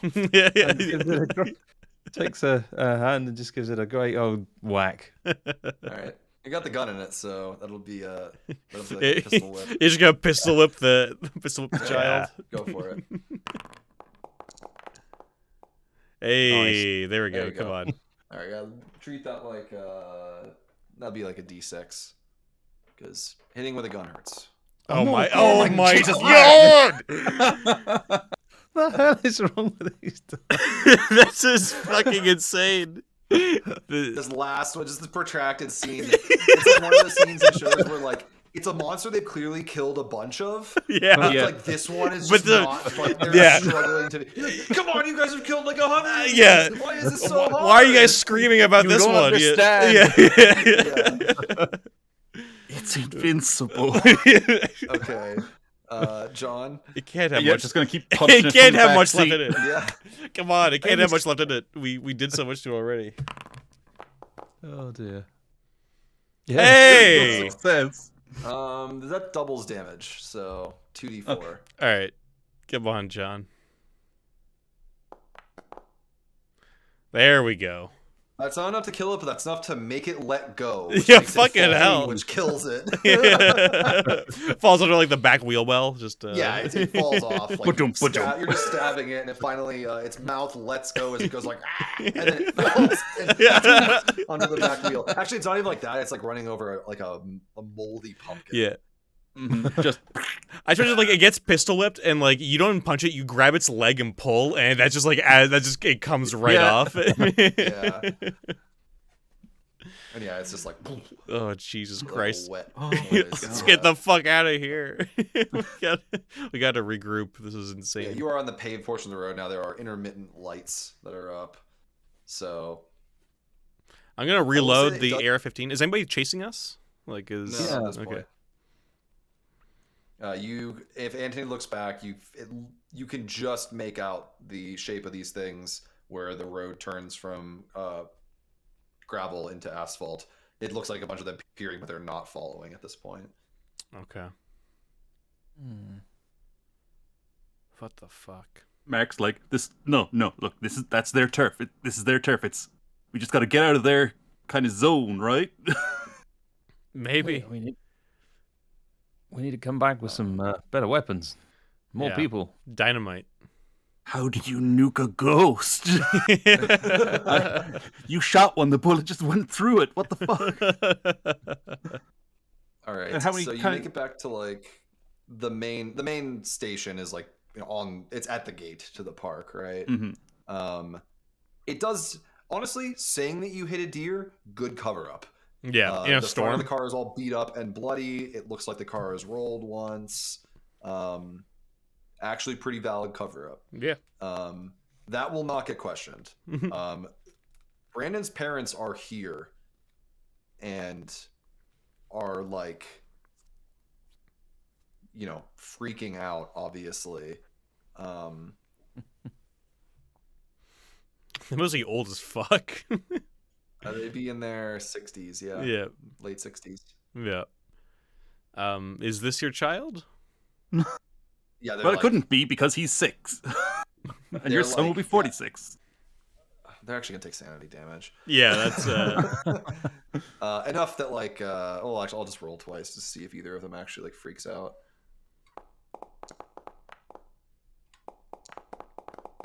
Shockingly not. They are like, like hysterical, in many senses of the word. Like they are happy and shocked and yeah. The cover up is going to be complicated for this one. Yeah. I say we just kill them. We could have just driven straight out of the main station. There was no That's reason also for us an to option. stop. Yeah. I mean, we've got a 6-year-old child, 46, Like ketamine. I'll wake up for a while. Yeah. I think we just drive on out, take him back to Delta Green headquarters, and probably let them examine the body to see what on earth all this surgery was about. I'm like, I think he's still alive, but okay. Examine the body. Like, I'm over there with a gun. Like, oh, okay, we're not going with that plan. Okay. Oh, I see. Get him in. Yeah, I guess, I mean, we can go through the FBI channels maybe, because, I mean, the FBI usually deals with missing persons and that sort of stuff. I'm sure maybe we can find some sort of, run through some sort of things like that. I don't know how this would work with a missing person who's the same age 30 years later. Presumably, you're going to hand them back to Delta Green, and they're going to try to figure something Yeah, out. and they'll figure it out, is what I'm assuming. Yeah. I'll give a little. So, the Moon Children bodies are written off as like bloated animal corpses that had been washed out by the flood. The destroyed cars are covered up as a propane tank exploded because of lightning, and it chain reactioned into several EVs that were in the park, causing their lipo batteries to spark and ignite. The radio tower also got hit by lightning, easy enough. Yeah. And the initial report of the missing child is just ruled off as a hoax. Yeah, to the parents. It was somebody playing a bad joke on them. Oof. That's Which good. is what they would have expected anyway. Yeah, they were. Probably. Yeah, that was I was gonna say that was really good. That was really good, Jack. Yeah. That was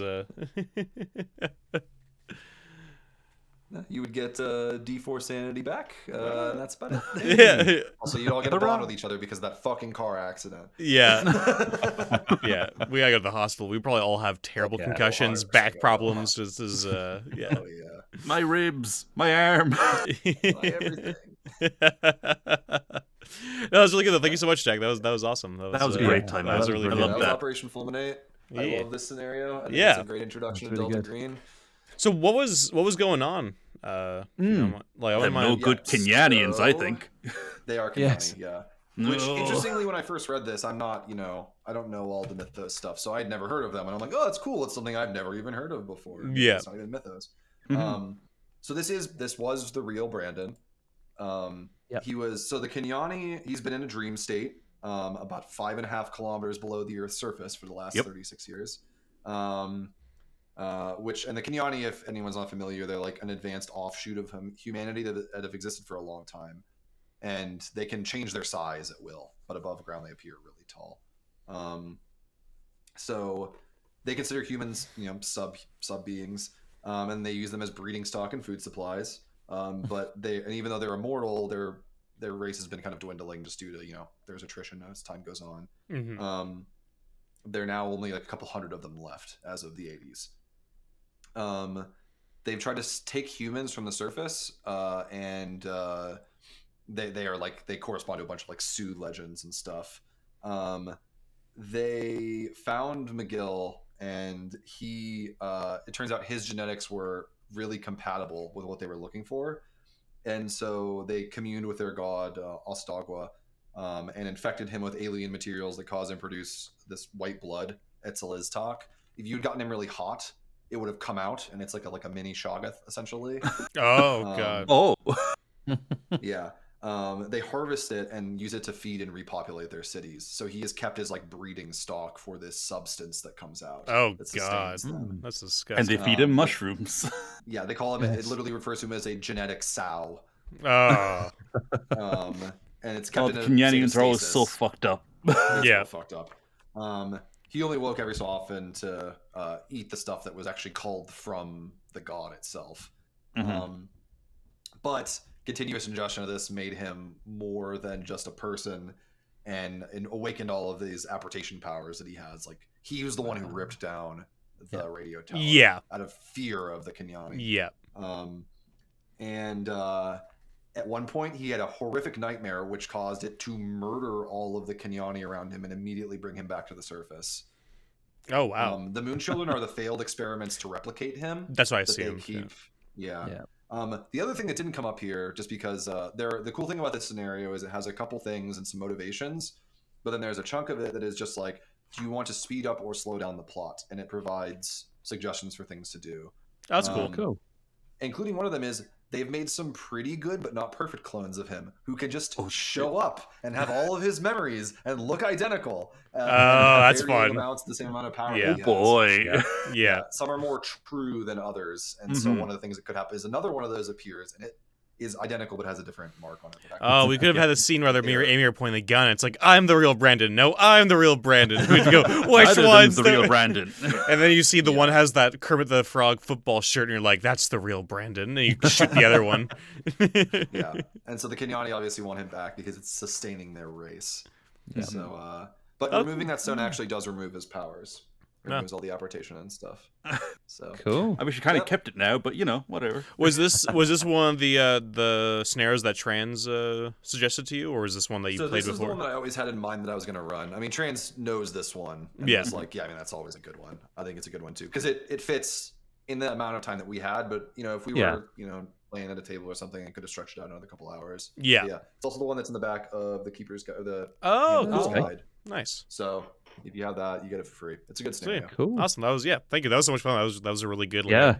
That was like a really Yeah, you guys like. enjoyed it. I didn't feel like at any point there was the usual, or not the usual, but I think I get a lot of investigation games where I'm like, I don't know what's going on or where to go next. And I never had that with this scenario. I felt like there's always something that was going to happen next. That was good. Mm-hmm. Very Yeah. tight. As a Mythos fan, I loved that.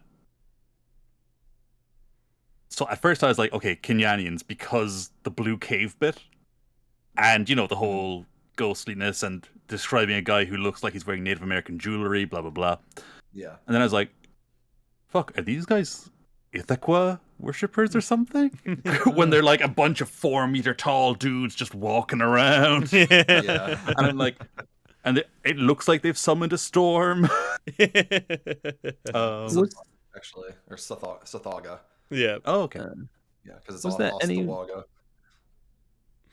Was there any way down into the caves at all? Is there?